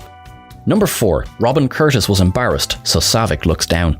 For the final scenes of the film, set on Vulcan, Spock has returned to life. As he passes through his friends, he stops at Saavik. At this moment, she looks at him, and then, in an uncharacteristic moment, she averts her gaze and looks down. Before filming, Nimoy and Robin Curtis discussed how they would frame this scene. Both the Wrath of Khan and the Search for Spock established that, in her Vulcan way, Saavik had feelings for Spock. This is perhaps most clear in the single tear that falls on her cheek during the funeral scene, though, in this film, she has helped him through Pon farr. Nimoy approached her, got very close, and asked how she would react if she bumped into an old flame, one whom she had had a passionate affair with years later on a busy city street. He pulled back and she looked up at him, wanting to answer, but instead found herself blushing deeply, embarrassed by the question. She, Robin Curtis, averted her eyes and looked down. Nimoy pounced on this, saying this was the perfect reaction, and that's how they shot the reunion.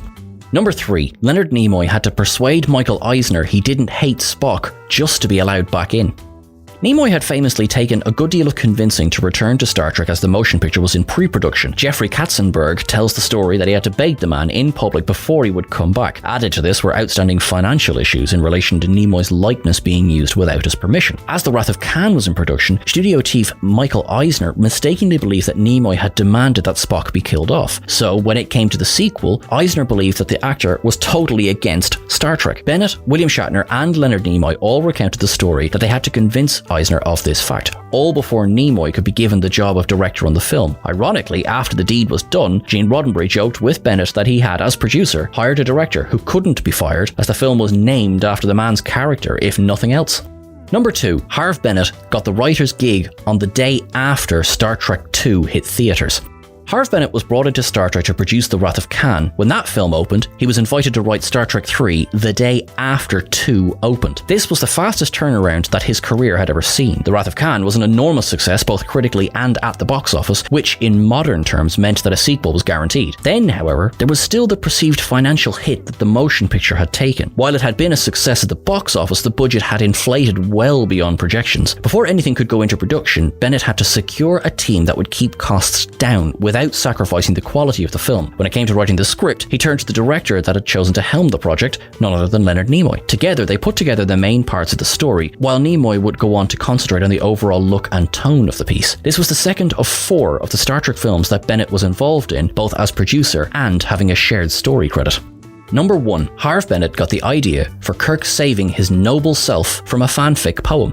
The idea that Admiral Kirk would effectively jeopardize his entire career on the off chance that Spock could be saved was not always such a clear part of his character. Harve Bennett actually got the idea to write this into the story from a poem written by a fan that he spotted in a Star Trek magazine. According to From Sawdust to Stardust, the biography of DeForest Kelley by Terry Lee Roux, Bennett read this poem, specifically the reference to Kirk's noble self having been left behind on Genesis, and used this as a jumping off point for the film. Kirk, after breaking McCoy out of prison, advises the rest rest of the crew that he and McCoy have to go on. For McCoy, the reason is obvious. He is the one with Spock's soul. For Kirk, while it is his friend and brother who he's trying to save, the inclusion of his own noble self means that Spock is just as much a part of Kirk as his own soul. This added a far greater depth to their relationship while explaining the willingness that Kirk felt to disobey Fleet Admiral Morrow. All of this from fanfiction. Though now and forever it will be known in our hearts as the one with the whales, we are legally required to call it by its released name. With that being said, I am Sean Ferrick for TrekCulture, and here are 20 things you didn't know about Star Trek IV: The Voyage Home. Number 20. The models were so good, animal rights groups complained. It must be so gratifying as a model maker to know that your creation is so effective that people believe you are being cruel to animals, just to get the perfect shot. This is exactly what happened after the release of Star Trek IV. As there was no opportunity of filming humpback whales in the wild, or at least not to the extent needed for the film, Nimoy decided that animatronic whales would have to be used instead. These would consist of several models, and part thereof, which could be manipulated with relative ease. The models used for the long shots of George and Gracie were roughly 4 feet long, fully animated and covered in a rubber skin. The manufacturer of this rubber advised the crew not to push it too far. For example, on a flexibility scale underwater of 1 to 100, they advised not to go beyond 15. The crew, to their delight, pushed it to 70, and the models worked perfectly. For the scenes showing the massive tails of the humpbacks breaking the water, these were fitted to a rig that rose and sunk into the tank, which lifted the tail and allowed it to slap down, giving it that sense of power you can see in the film. Number 19. The iconic shot under the bridge went through several revisions. Effects cameraman Pat Sweeney was tasked with creating the shot of the bird of prey swooping down from space and crossing under the Golden Gate Bridge. First, they filmed the actual bridge in San Francisco, compositing in clouds and storm effects. This allowed the sense of scale that is shown in the film. Then, they created a model of the bridge that would allow them to film up close. A forced perspective fooled the audience into believing that this shot was also of the real bridge, while this was filmed in a studio tank. The actual shot of the ship swooping under presented a larger problem. Initially, a remote-controlled model was to be flown underneath. Sweeney knew that this would be the signature shot of the film, so it had to be done right. To his dismay, the model simply wasn't performing the way that they needed it to. He decided that the only option was to film it separately and, via motion control, composite the shots together. This allowed the epic image of a Klingon bird of prey to be seen hitting the waters of San Francisco's bay. Number 18. The Space Shuttle Challenger and the Dedication. On January 28, 1986, the Space Shuttle Challenger disintegrated 73 seconds into its 10th flight, killing all 7 occupants aboard. Harve Bennett decided that including the dedication was essential in keeping with the spirit of the film. The explosion was in the public mind, not simply because it was watched live by the nation, but also because the flight had contained a civilian schoolteacher, Krista McAuliffe, who was part of the mission as a payload specialist. Number 17. They took Star Trek out of the title to help promote the film overseas. As part of the marketing for the film, promotional material, including TV spots, trailers and posters, were redesigned to make the connection to Star Trek as a franchise less obvious. The producers wanted to avoid the clash that had caused a financial hit on Star Trek III: The Search for Spock. Outside of North America, Star Trek III had clashed with Ghostbusters, pulling in barely $10 million. With this film being another sequel, the title was switched around. Rather than being called Star Trek IV: The Voyage Home, it was instead referred to as The Voyage Home, Star Trek IV. It was a gamble that paid off. Until the release of Star Trek 2009, it was the highest grossing Trek film in the franchise. While the motion picture had done well in terms of box office receipts, the spiraling cost of the budget had negated many of the gains. Star Trek IV had managed to keep the budget on target. Therefore, it was deemed a far greater success in the long run. It was due to this film's success that Star Trek Phase 2 gained new traction. Number 16. Star Trek IV directly resulted in The Next Generation getting the green light. Star Trek IV was a roaring success at the box office, taking in over $100 million. In 2022, that equates to roughly $250 million.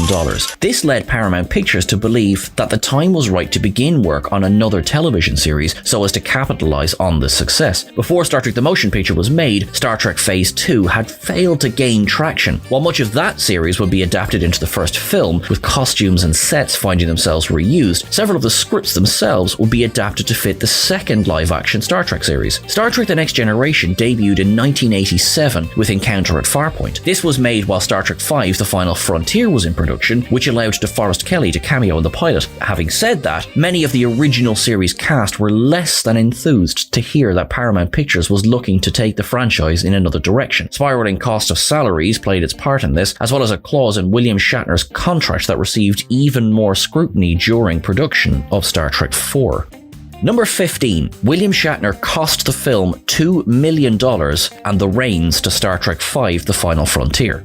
The pure nightmare of many Trekkies' hearts, or as it's also known, Star Trek V The Final Frontier, was founded in part on Star Trek IV. When the original series was still on the air, William Shatner and Leonard Nimoy had their lawyers draft a favoured nations clause in their contracts. This meant that whatever one actor would receive, the other must also. Though this initially referred to the actors' salaries, it would come under the spotlight on Star Trek IV particularly. First, Shatner demanded $2 million to appear in the film. As Kirk was essential to the plot, this demand was agreed by the producers. However, Star Trek IV was Nimoy's second time in the director's chair. This led to the promise that William Shatner could direct Star Trek V. Though he would later admit that this was a poor decision on almost all fronts, it was enough to convince him to return for the film. Thus, Admiral Kirk leads the mission back in time to save the whales, though it would still be the first time a starring cast member would direct a film, as Nimoy had only been a supporting member on Star Trek III. Number 14. Reuse props and keep the budget down. Star Trek IV both continued and began the process of reusing props to keep the budget under wraps. One of the new items made for the film, that of the pool table that is visible in Starfleet headquarters, would go on to become the main table seen in engineering in all 7 seasons of Star Trek The Next Generation. However, that was not all. The USS Saratoga, shown in the opening scene of the film, is a redress of the filming model of the USS Reliant from Star Trek II The Wrath of Khan. The bridge set itself was a dress of the bridge of the USS Grissom from Star Trek III. That set was a redress of the bridge of the Enterprise 1701 from the motion picture The Wrath of Khan and the Search for Spock. There were many other props that were reused in the film, including half of the screens on the Bird of Prey, yet remains the pool table that's the most easily recognisable to most Trekkies today. Number 13. Farewell, Christine Chapel. Majel Barrett Roddenberry appeared in Star Trek IV The Voyage Home as Commander Christine Chapel. She's stationed at Starfleet headquarters and can be seen on comms attempting to ensure that the limited resources Earth has left be left to medical requirements. She would later appear non-speaking in the Federation chamber during the trial of Admiral Kirk and his crew. Barrett Roddenberry had been absent from Star Treks II and III because, in her words, Gene Roddenberry had not been involved in those films. A scene was written for Star Trek IV which would have had her exchange a few lines with Sarek when the latter arrived for the trial. This scene was excised from the script, which in turn almost deleted Chapel from the film. Barrett Roddenberry later recalled that she was glad to be involved at all, as Chapel had never been a popular character among fans and crew alike. It would be the final time that the character would appear in Star Trek, played by Majel Barrett Roddenberry. Christine Chapel will return for Star Trek Strange New Worlds, this time played by Jess Bush. Number 12. Hikaru Sulu and Akira Sulu were to meet on the streets of San Francisco. An idea was pitched to Harve Bennett by George Takei during the scripting process. The film establishes that Sulu was born in San Francisco, which in turn leads to a fateful run-in with an ancestor. Sulu, while walking with Scotty and McCoy, would bump into a child who would address him speaking in Japanese. The scene was slated for filming, but the filmmakers ran into a roadblock with the child they had chosen to play the part. He was not a professional actor, and his mother was on set as well. This led to the young boy becoming very nervous, and the footage that was captured was deemed unusable. Takei was crushed by losing this scene, as he felt that though short, it gave a little more insight into Sulu's character and backstory. The scene does remain in Vonda McIntyre's novelization of the film, which is where the name Akira Sulu originated. Number 11. The spinning basketball was realised in camera, but had to be fixed in post. The whale probe in the film is distinctive in its simplicity. A cylinder of immense size, the only identifying feature for which end is which is where the sphere descends from its belly, turning this way and that. Industrial Light and Magic were tasked with bringing this model to life. First, the skin of the probe was painted so that it would resemble a whale's blubber, and then it was lit with various halogen lights and tubes. The sphere that descended was attached with halogen bulbs as well, though there were issues with both parts of the model. First, the cylinder itself did not come up well on film. This was repainted black, then polished pockmarked during the reshoot. The sphere presented a bigger problem for the filmmakers who, despite their initial intention, weren't able to capture it in the way they wanted on screen. The hue of the sphere came up slightly orange, which made it look, for all intents and purposes, like a spinning basketball. Every shot of the probe subsequently needed to be fixed in post, which was the exact thing ILM had hoped to avoid. Number 10. Roddenberry's original starring ship and its tennis connection. One of the ships affected by the whale probe signal is the USS Yorktown. The Yorktown was, of course, the original name for Gene Roddenberry's starship and the pilot for Star Trek, originally titled the Menagerie before being renamed the Cage. The captain of this ship is played by Vijay Amritaj, who was at the time a champion tennis player. By the time he appeared in Star Trek, he had also appeared in another long-running franchise. In 1983, he played the role of Vijay, an MI6 intelligence operative in the James Bond film Octopussy. He would go on to appear in another couple of productions, but these two films have remained his highest profile acting performances to date. Number 9. Star Trek Punk Part 1. Jane Weedland cameos in Star Trek IV The Voyage Home as Trillia, one of the many Starfleet officers who are radioing into HQ for aid. At the time, she was best known for being the lead singer of the punk band The Go-Go's. In the early 80s, however, she and her agent decided that she should try her hand at acting. Her film debut came a year before Star Trek when she appeared as a singing telegram in Clue. She recalled begging and begging for a part in the film, having been a huge Trekkie since childhood. She was cast and went in for her fitting. The uniform, she recalled, was 100% wool and extremely warm. She was allocated a small dressing room, something she likened to a box, waited for hours and hours before her big moment came, as she remembered Leonard Nimoy being a courteous and kind director, walking her through her lines, going so far as to include her scene in the closing credits as well. She counts Star Trek IV as a highlight of her career. Number 8. Star Trek Punk Part 2. Star Trek IV The Voyage Home arrived in 1986 while the punk scene was still going strong. Kirk Thatcher appeared in the film as the mohawk sporting punk who flips Kirk off while on the bus before getting the nerve pinch from Spock. Thatcher had actually worked on Star Trek previously, having contributed to The Wrath of Khan. He helped with the FX on the SETI Eel, so when he heard that Leonard Nimoy was looking for an FX assistant on Star Trek IV, he lobbied hard for the part. This led him to his dual acting roles in the film. First, he contributed his voice. It is Thatcher's sped-up voice who asked Spock, "How do you feel?" Then, when he heard that they required a punk for the bus, he approached Nimoy. Paramount Pictures had a music licensing deal that gave them access to artists like Duran Duran, though Thatcher recalled telling Nimoy that music like that wouldn't be appropriate at all. He had been a punk in his teenage years. He was 23 at the time of filming, and was able to guide the style of punk on the bus. The scene required 2 takes, thanks to a wardrobe malfunction on the first try. His leather jacket was so stiff that he never felt the nerve pinch. For the music that blares from the boombox, Thatcher offered to compose a song that would suit, which he collaborated on with Mark McGeaney, the sound editor who composed the guitar riff. Number 7. War of the Franchises.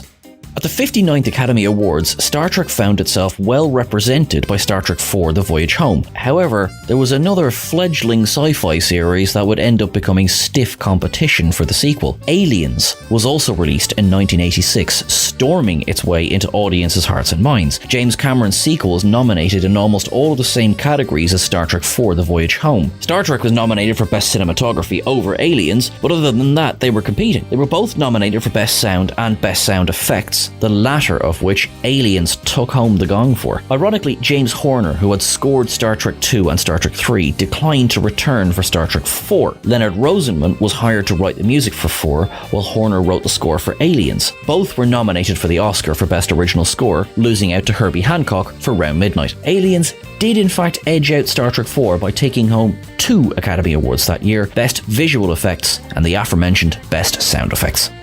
Number 6. That Eddie Murphy rumour was 100% true. The role that eventually morphed into Gillian Taylor began its life as a device to bring Eddie Murphy into Star Trek. In fact, it was Murphy himself who wanted to be in the film, as he was a huge Trek fan. Though Jeffrey Katzenberg would describe it as either the worst or best idea in the world, there was no denying the appeal of having a performer with Murphy's star power in the picture. Steve Mearson and Peter Crykes began work on a screenplay that featured Murphy. He would play a college professor who was obsessed with aliens, listening to whale songs as he did his research. Murphy hated it and opted to make The Golden Child instead. That film, though a commercial success, was viewed far less favourably by critics than Star Trek was. Catherine Hicks was hired to play the rewritten character, thus Gillian Taylor was born. Number 5. Nicholas Meyer hated the ending. There was an original ending to Star Trek IV: The Voyage Home that sees Catherine Hicks's Gillian Taylor remain on Earth in 1986. She vows to fight for the survival of humpback whales as a species. Despite the fact that this does create a paradox, if the humpbacks survive, there's no need for Kirk and crew to go back in time, writer Nicholas Meyer felt that this ending gave a stronger message. Having Taylor remain on Earth gave, in his opinion, the impression that humanity was actively doing something about the ecological threat, rather than relying on the interference of their future selves to wrap everything up for them. He describes the ending that was released as a fantasy version, one that caters to the idea that the future utopia will wipe everything clean in terms of the sins of humanity. Having no choice but to accept it, he worked on all of the scenes set in the 20th century, while Harve Bennett wrote the end of the film. Number 4. Admiral. It's not the Enterprise.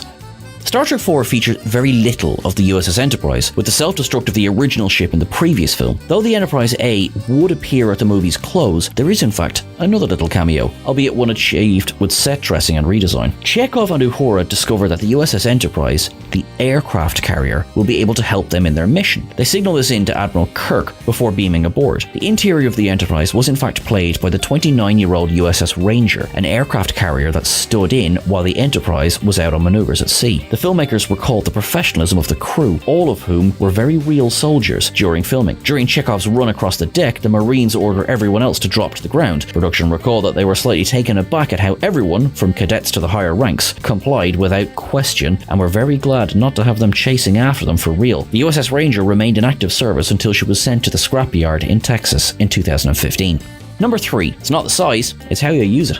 Sulu commandeers, though we never quite find out how, a Huey 204 helicopter in Star Trek IV. This is to solve the logistical problem of their whale tank. It's all well and good to secure the actual panels, but how are they going to get them to the bird of prey in Golden Gate Park? The issue was somewhat shared by the filmmakers. How are they going to capture shots of a Huey in flight over San Francisco? They were told very early on that there was no chance that they were going to be given permission to fly, so how could they capture the shots seen in the film? Resorting to their earlier method of forced perspective that had worked so well for the bridge, the filmmakers simply built a radio-controlled model of a Huey. This allowed them to film it in such a way that it looked as though it was crossing the San Francisco skyline. Likewise, the shot of it rising above the cloaked vessel was simply another shot of the toy. Sulu's Huey never actually takes off from the ground, yet the shots in the film are excellent. Number 2. You've blocked my car. I'm getting a part. Layla Sarakalu plays the part of the young woman from whom Uhura and Chekhov ask directions. She runs her hand through her hair, unable to answer them, and advises them that the naval base in Alameda is most probably across the bay in Alameda. The scene is a funny placeholder that was effectively left in for the hell of it. Sarakalu was not an actor. She'd returned to her car to discover that it was blocked in by the filming crew, and therefore she couldn't leave. Rather than create a fuss, she asked if she could have a walk-on role of the film. For the scene in question, Walter Koenig and Nichelle Nichols attempted to stop random passers-by on the street with their questions. They were observed by a cop, a hired actor, but none of the non-speaking roles have been professionally cast. Crucial there is the term non-speaking, as these were simply extras. Sarakalu's inclusion of the lines actually caused a tiny headache, as they then had to chase after her and induct her into the Actors Guild so that her lines could remain. All agreed that the comedy was worth it, and the scene was left in the film. Number 1. What happened to Lieutenant Saavik? Perhaps the character from the original series era of films to go through the most ups and downs behind the camera is Lieutenant Saavik. Originating in Star Trek II, played by Kirstie Alley, the character was originally written to be part Romulan. Now, while this aspect was excised by Nicholas Meyer before filming, Alley's performance is still more emotionally led than her counterpart, Robin Curtis. Curtis took over the role for Star Trek III and Star Trek IV. While she is a supporting member in 3, she barely garners a cameo in The Voyage Home. So, what happened? The truth is, Saavik fell victim to yet another rewrite, though this one at least explains in part why she chooses to remain on Vulcan. Though she was in no way a part of the conspiracy to steal the Enterprise and therefore would face no charges on return, she elects to stay on her homeworld. In the early drafts of the film, this is because she was pregnant with Spock's baby. She had helped an adolescent Spock navigate his Pon farr while he rapidly aged in Star Trek III. This being a Star Trek film, nothing was shown on screen bar ritualistic hand movements. Yet the idea was for her to be pregnant, thus remain on Vulcan for the birth. However, this was chopped from the script, so as presented, Saavik basically stays behind, tells Kirk how David died, and then books it out of there and leaves them to their fate. And now we come to it at last. Star Trek V. Oh, there's a lot to say. Let's dive in. I am Sean Ferrick for TrekCulture, and here are 20 things you didn't know about Star Trek V: The Final Frontier. Number 20. A presidential Vulcan. Lawrence Luckenbill joined the ensemble for Star Trek V The Final Frontier after Shatner saw him play a former US president. Lyndon B. Johnson had been the vice president for John F. Kennedy. His swearing in after the assassination would later become the inspiration behind the inauguration of President Laura Roslin on Ronald D. Moore's reimagined Battlestar Galactica series. Luckenbill appeared as Johnson several times throughout his career. As an actor and a playwright, he had created several productions about the man, but it was not one of his own creations that inspired Shatner to cast him as the emotional Vulcan Cyborg. It was during a late-night channel surfing session that Shatner stumbled upon him, deciding in the moment that he had found Spock's half-brother. Though he may not have been the first choice for the role, Luckenbill's performance as Cyborg remains one of the true highlights of Star Trek V. He brings charisma to the normally stoic race, playing brilliantly against Nimoy's usual straight-faced Spock. Number 19. The film isn't part of the official canon, according to Gene Roddenberry.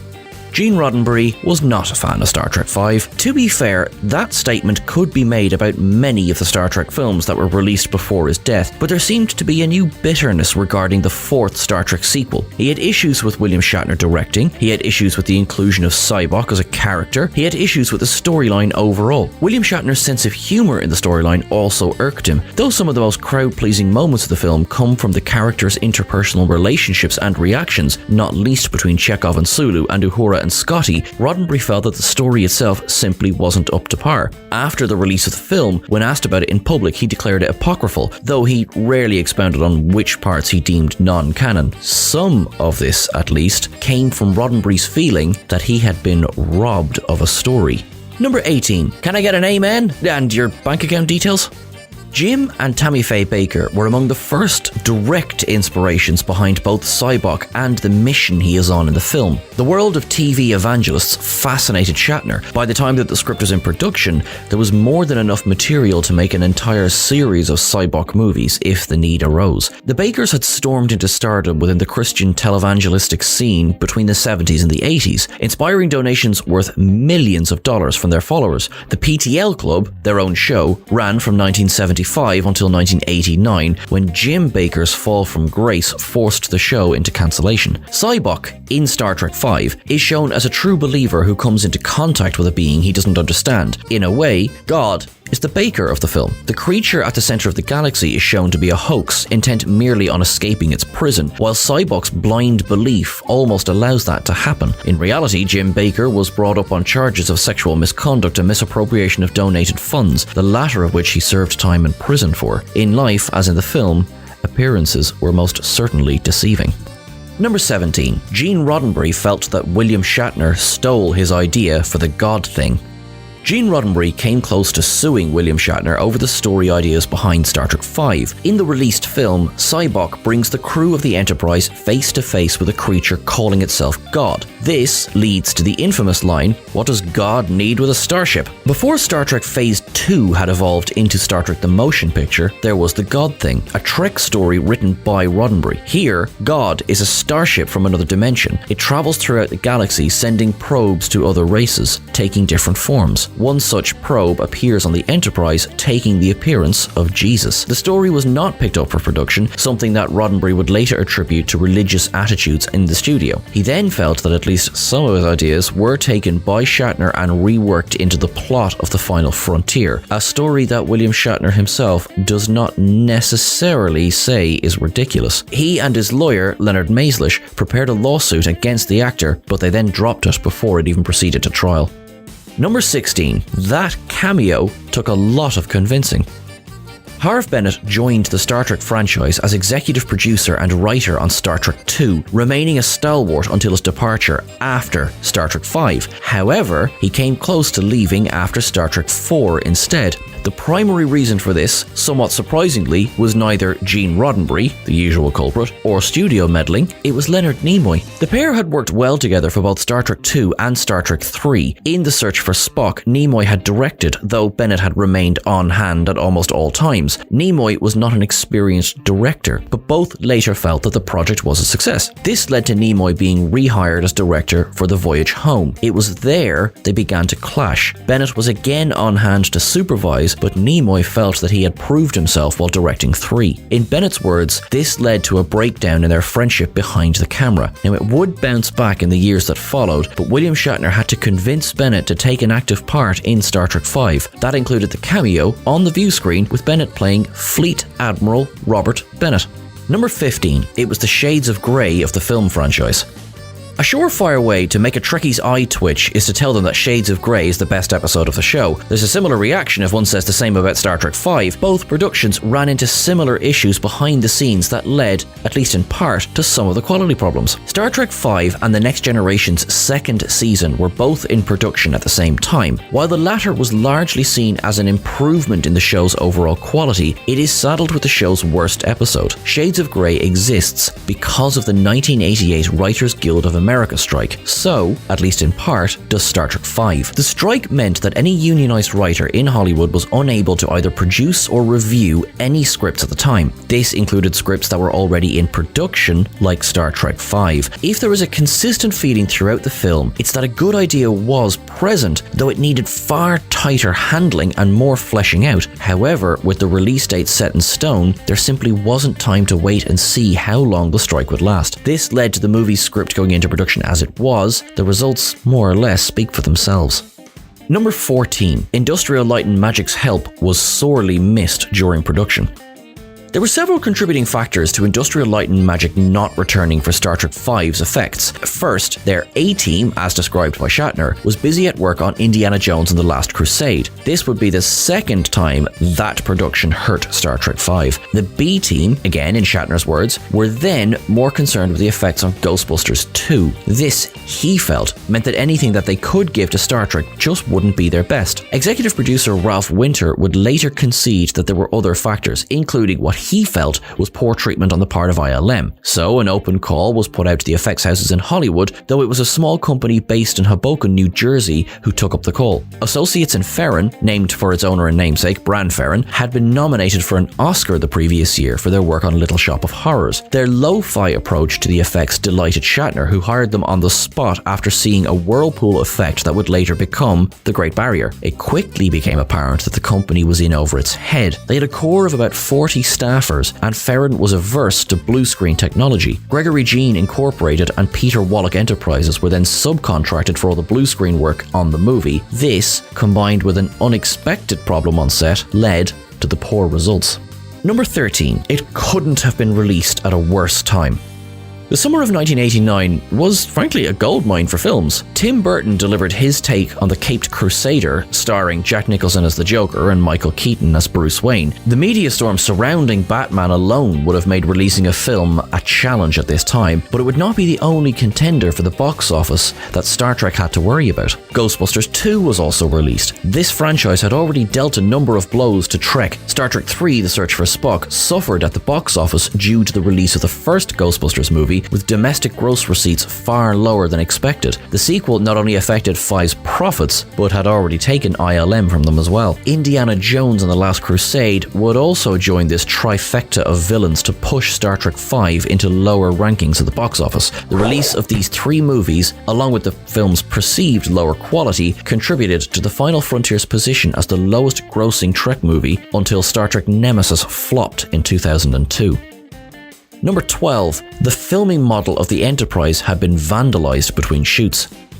When associates in Ferron went to start their work on the model of the Enterprise A, they discovered to their horror that it had been thoroughly changed between Star Trek IV and Star Trek V. While the ship had always been painted with a slightly iridescent paint, which had, in fairness, made it difficult to shoot against blue screen anyway, it had since been slapped with a dull matte grey all along one side. It had been featured in Star Trek Adventure, a joint project between Universal Studios and Paramount Pictures. In the spring of 1988, an effects staffer had spray painted the matte grey onto the model to avoid that blue screen issue. So, when it came time to film Star Trek V, the ship had to be completely restored. The process took weeks. David V. May was the senior model maker responsible for the refurbishment. He got on the phone with Ron Gress, an artist who had painted it back when Star Trek the Motion Picture was in production, so that he could remain true to the original vision. While the Final Frontier would leave the model with even more issues that needed to be addressed in the production of Star Trek VI, the work required pushed the film's already tight shooting schedule back to the edge of breaking point. Number 11. Executive producer Ralph Winter takes a lot of the blame himself.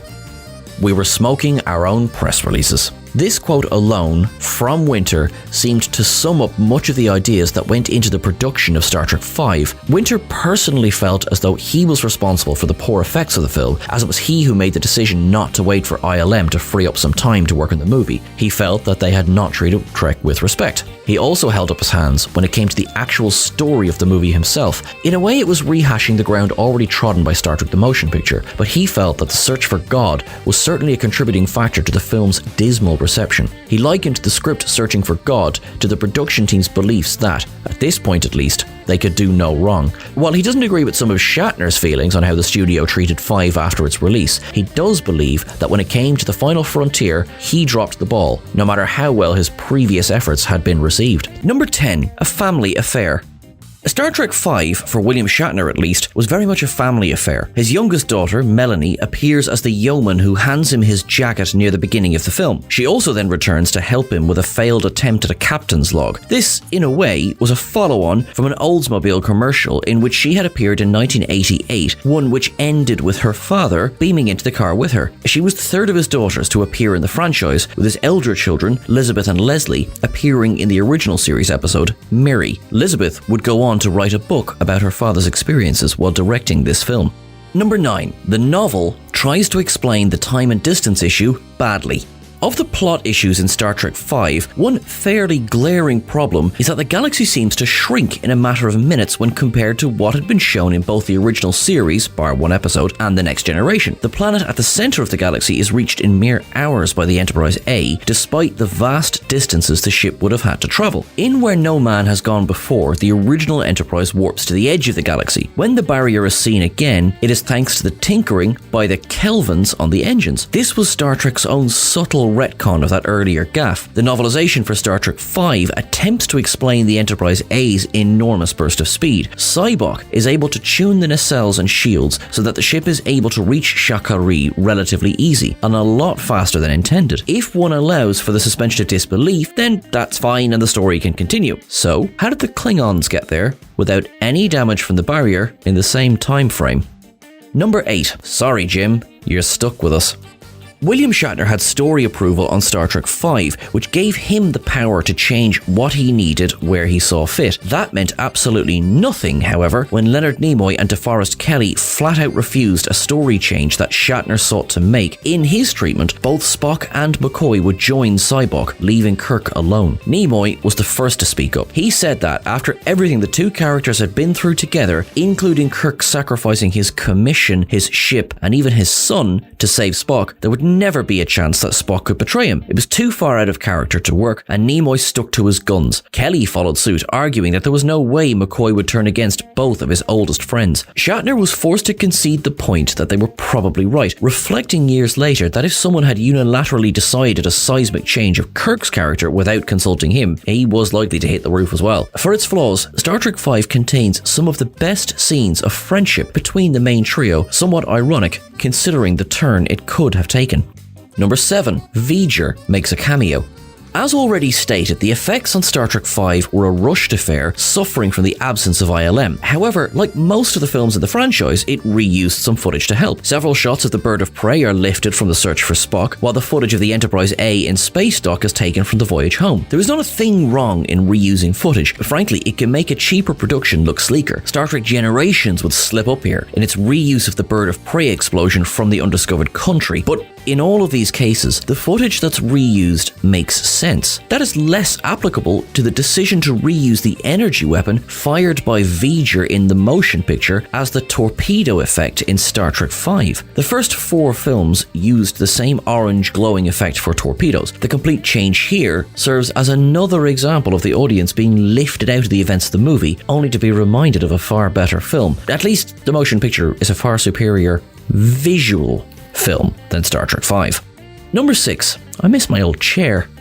The bridge on the Enterprise A looks very different from its previous appearance in the voyage home. There's a very good reason for this, as most of it was a complete rebuild and redesign for the movie. The original plan was to use the set that featured as the Enterprise, the Reliant, the Grissom and the Saratoga over the first 4 films. However, between productions, there were a couple of contributing factors as to why that set was ineligible. First, while in storage, it had been exposed to a windstorm. This caused sufficient damage to require a new set. Sources differ on this, as another potential reason was that much of it was stripped for use in the Next Generation. Chekhov and Sulu's station, the turbo lifts and the handrails are among the only pre-existing parts of the bridge to return. Kirk's joke is a nod to this though. To be fair, the new chair does look far more comfortable. We're all about armrests here at TrekCulture. Number 5. The sad tale of the rock men that never were.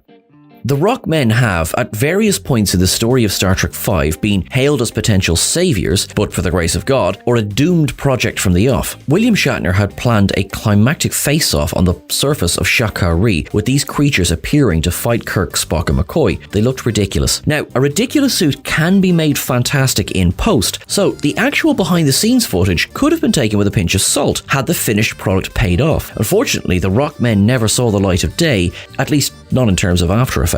The suits were clunky, the actors could barely move in them, and they were leaking cigarette smoke from every hole. This had been Shatner's clever idea to bypass complicated effects. Just blow smoke through a tube, and it would seep out of the costumes, painting the image of a sizzling heat, but it was not meant to be. There wasn't enough time in the shooting schedule to pull off the effects that he wanted. In the years that have passed, despite the images that have leaked, both Harve Bennett and Ralph Winter have quashed the idea that it was a budget problem that killed the Rockmen. They had a much simpler explanation. They just looked bloody stupid. Number 4. All I ask is for a tall ship. Though unnamed in the film, the observation lounge in The Final Frontier serves as the Enterprise A's very own 10 forward set. It was a new build for this film, featuring the antique steering wheel, on which the legend "to boldly go where no man has gone before" is emblazoned. Several key scenes in the film take place here, including the share your pain exchange between Sybok and the main trio. An issue arose when it came to depicting the set as an exterior. There are 3 large windows that look directly forward. Toward the end of the film, the bright blue Shakari planet is shown through these portals, but according to Michael Okuda, the plans to represent them on the filming model simply couldn't come to fruition. The original plan would have been the addition of these windows at the front of the saucer section, pointed directly forward. The refurbishment that was required on the filming model pushed any hope to include these windows away, as there wasn't anywhere near enough time to include them. Therefore, in the film, this observation lounge contains windows, frankly, to nowhere. Number 3. Dating the film is a bit of a challenge.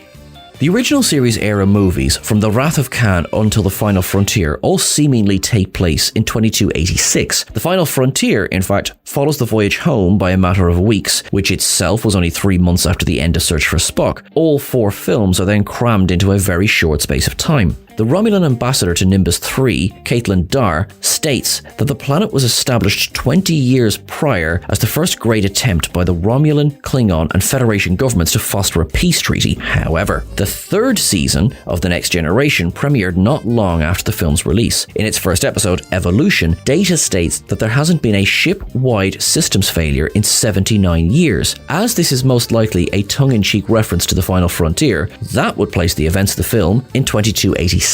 Though the dating issue is the least of the film's problems, it just seems to be one more thing that Star Trek V: The Final Frontier has standing between it and film perfection.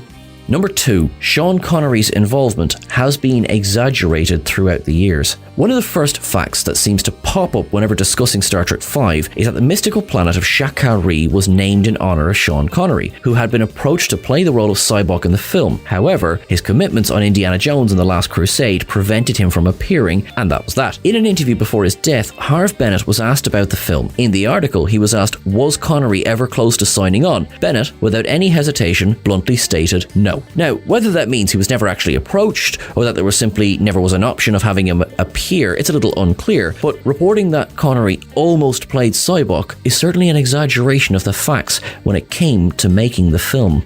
Number 1. The moon is a window to heaven.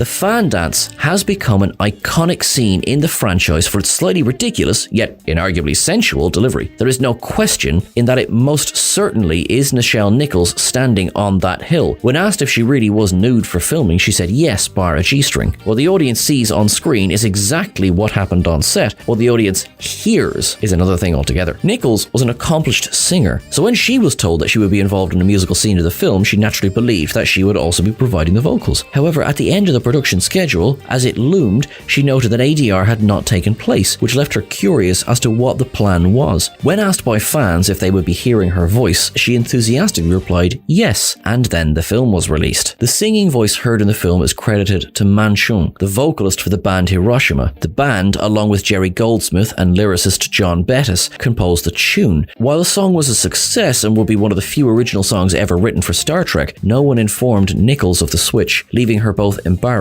and angry at the film's premiere. Here's a disclaimer right up front and center before we go into this film. This is my favourite Star Trek film. That in mind, I'm Sean Ferrick for TrekCulture, and here are 20 things you never knew about Star Trek VI: The Undiscovered Country, Part 1. Number 20. The youngest composer makes one of the best received soundtracks.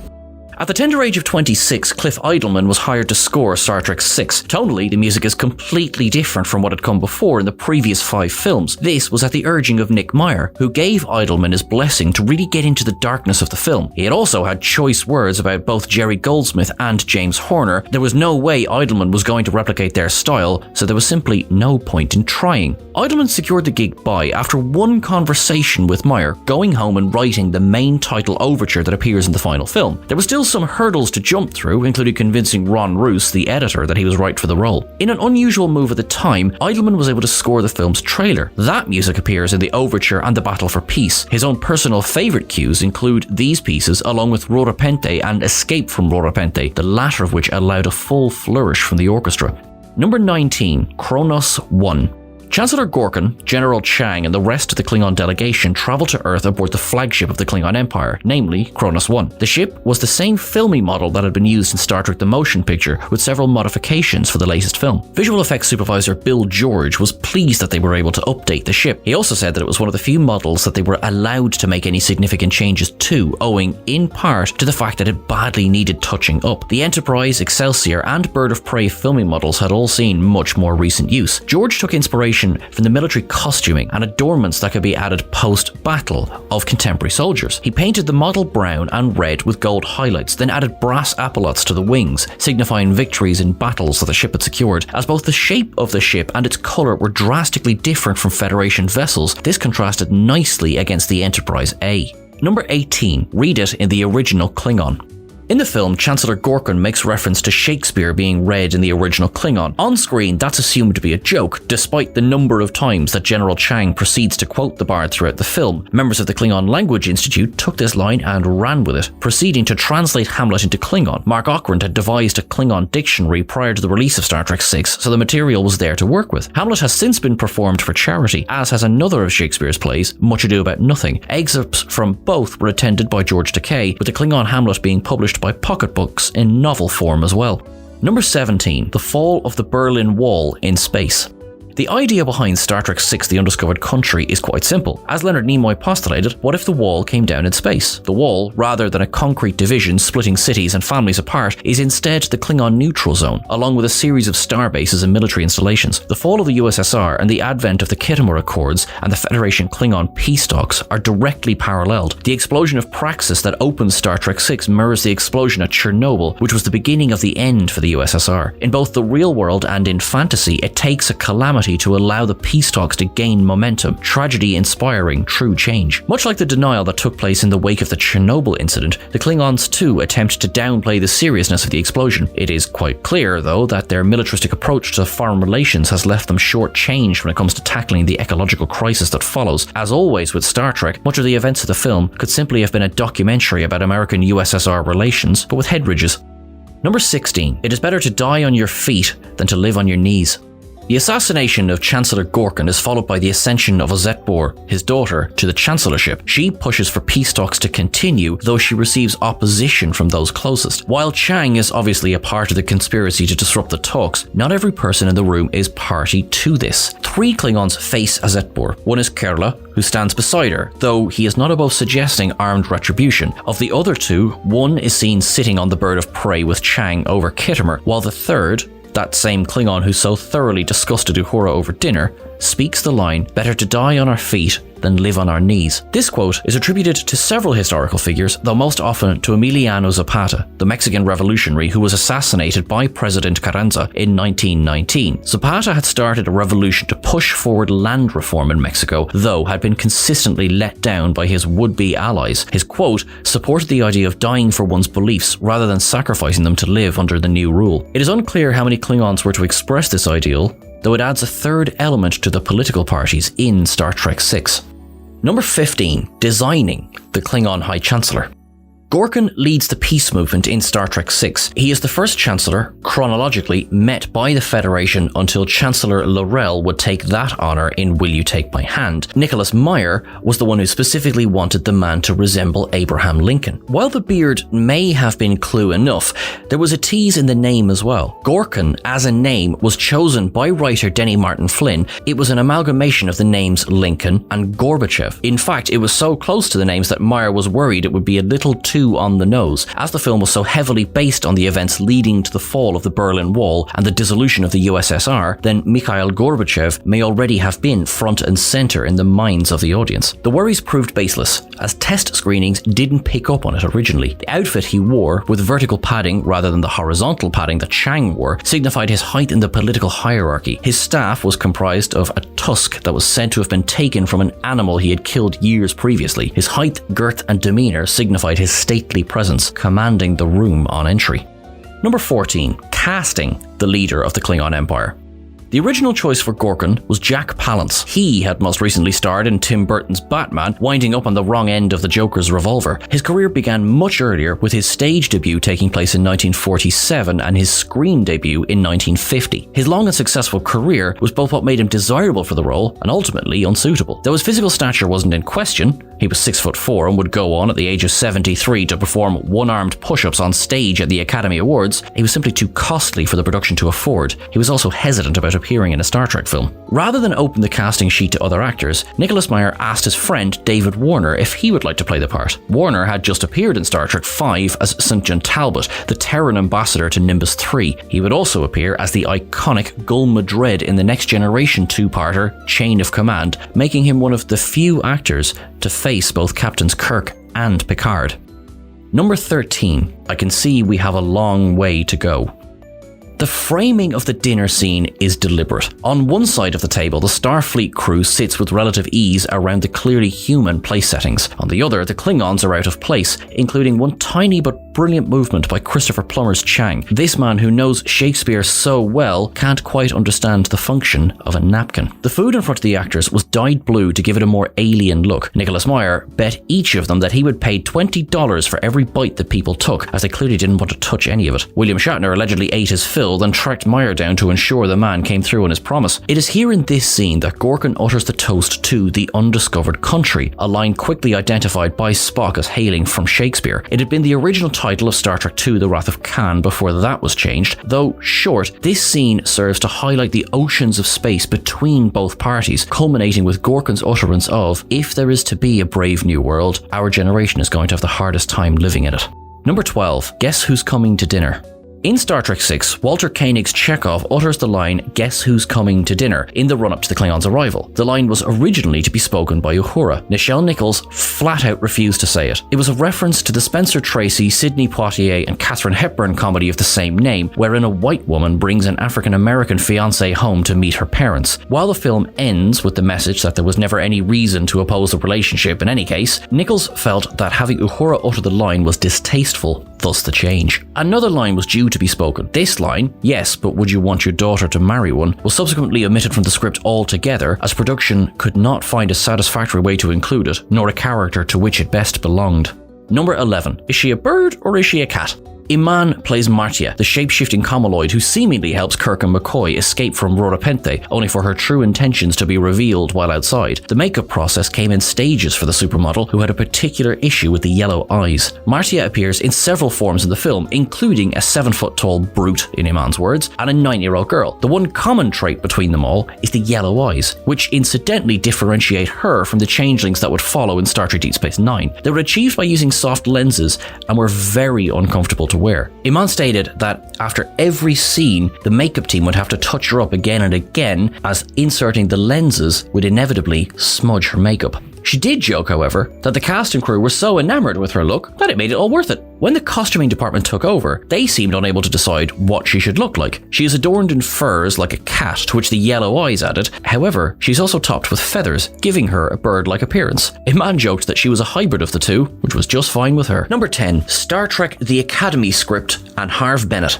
Harve Bennett successfully guided the franchise from Star Trek II to Star Trek IV, and perhaps less successfully through Star Trek V. He wrote a treatment for a potential 6th film that has never truly died. The idea was Star Trek The Academy years. It was set at a time when the Federation was less enlightened than it would become. Spock would be the victim of racial bullying at the Academy, an idea anathema to the established depiction of Star Trek. James Doohan recalled that after negative reception from the core cast, Gene Roddenberry and the fans, Bennett's script was scrapped. This would be the end of his involvement with the franchise. Bennett claimed that he was offered a lot of money to rewrite the script and change it up, but he was committed to his idea about Star Trek The Academy years. He would go on to repitch it over the years, though he conceded that when Star Trek 09 was released, the franchise had truly moved beyond his vision. Number 9. The return of Nicholas Meyer and militarism in Star Trek. When Nicholas Meyer was originally approached about being a part of the production on Star Trek VI, he was not aware that his name would be in the hat for directing. He knew that he was being asked to write a script, though initially he had no ideas of what to do. Once Leonard Nimoy pitched the idea of the wall coming down in space, Meyer jumped at the idea of including a Chernobyl reference in the beginning. He then went on to work on the story with his friend Denny Martin Flynn, with whom he collaborated via email. In the end, the story credits would go to Meyer, Flynn, Nimoy, Mark Rosenthal, and Lawrence Connor, though the latter two's ideas were not used in the final film. Meyer was then approached about directing. Part of the reason for this was appeasement. There were discussions about Nimoy taking the director's chair again, as Star Trek IV had been such a success. This could have drawn ire from William Shatner and the favoured nations clause that was still present in the contracts of both. Meyer was hired to helm the project, and the war with Gene Roddenberry began in earnest. Number 8. Let's talk about the Roddenberry in the room. Gene Roddenberry, the creator of Star Trek along with Gene L. Coon, died shortly after viewing the final cut of Star Trek VI: The Undiscovered Country. Despite having no real creative control over the franchise at that point, Roddenberry still held enough swing to ensure that he could be present and present notes during the scripting process. He and Meyer would not part on good terms. Roddenberry hated the script from start to finish, using his weight to force a line-by-line reading, battling Meyer every step of the way. Similar to his problems with Star Trek II, he didn't like how militaristic the film was, nor could he reconcile with the bigotry that the Federation characters showed toward the Klingons. Meyer fought back, claiming that he had seen nothing in Star Trek to convince him that bigotry would have simply vanished by the 23rd century. He also vehemently opposed Roddenberry's criticisms of the proposed villainous turn by Savick, bluntly stating that it was he, Meyer, who had created that character, and that he would do as he damn well pleased. In the end, all of Roddenberry's notes were tossed out. He died shortly after this meeting, which left Meyer regretting the way that they had ended things. Number 7. Trek and the City. Kim Cattrall had auditioned for the role of Savick when The Wrath of Khan was in production, losing the part to Kirstie Alley. When Meyer returned to direct Star Trek VI, Alley was approached to reprise the role, but she was unavailable. Losing Alley led to the loss of Savick. Robin Curtis was not approached for a role, with Cattrall instead being offered the part of Valeris. She initially had been reluctant to appear, as she did not want to be the third actor to play the same role, but with those fears assuaged, she chose the name Eris for her character, with the Val added later to vulcanize it. Cattrall credited Leonard Nimoy with helping her understand the part and understanding Vulcans in general. Once filming was completed, she kept a couple of mementos. Her headband, one of Valeris' signature pieces of costume, went home with her at the end of the shoot, so too did every pair of ears that she was assigned throughout the shoot. Number 6. The show trial and the Cuban Missile Crisis. The trial of Captain Kirk and Dr. McCoy is one of the tensest scenes in the film. Quite frankly, this was to be the last film starring the original series crew. Was Meyer above having them executed to keep the costs down? Well, apparently yes, thankfully. The scene begins in Klingon, with Kirk and McCoy holding translators to their ears. It then switches to English for the ease of the audience, but in-universe still features the characters speaking in their own tongues. General Chang, serving as prosecutor, gets increasingly riled before spitting a question at Kirk and demanding he answer without waiting for the translation. The scene parallels the exchange between Adlai Stevenson and Valerian Zorin at the UN during the Cuban Missile Crisis. As tensions rose in the room, Stevenson demanded to know if there was in fact nuclear missiles present on the island of Cuba, which had been denied by Zorin. He shouted at him to answer yes or no without waiting for translation. Zorin coolly answered that he would not be spoken to as though being commanded by opposing counsel, and he would answer in due course. He then implied again that there were no missiles, only for photos taken by a U-2 rocket flying overhead, confirming their presence on the island. Number 5. Doesn't everything look a little familiar?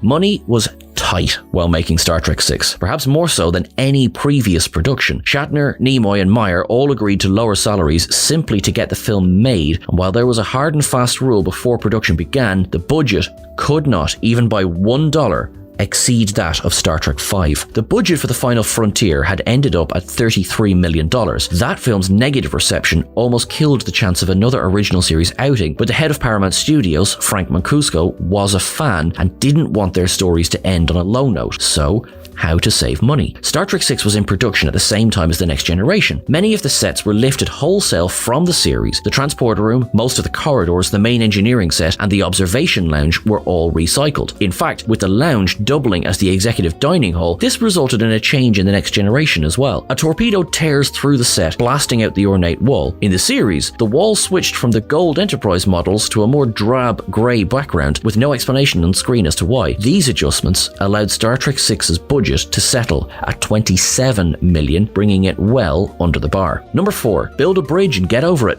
The war over budgets actually went as far as shutting down production on Star Trek VI for several weeks. Meyer, before the $27 million figure was settled, had managed to bring the proposed budget down from $40 million to $30 million. He took this number to Paramount, who stuck to their guns. After a highly charged meeting, the film was cancelled. However, some creative studio moves got the film back in production again, though still with the slashed budget. Herman Zimmerman was brought in to help, as there was a fairly large issue that required cash to fix. There was no standing bridge set ready to use. In Star Trek IV, the bridge set of the Enterprise A was simply a redress of the motion picture bridge, while in Star Trek III, the Excelsior had its own set entirely. Star Trek V saw a new set constructed for the Enterprise, but this had been destroyed after that film wrapped production, as had the Excelsior's. A new set with movable panels and lighting was constructed, serving as both the Enterprise A and the Excelsior, with the latter's scenes being filmed first.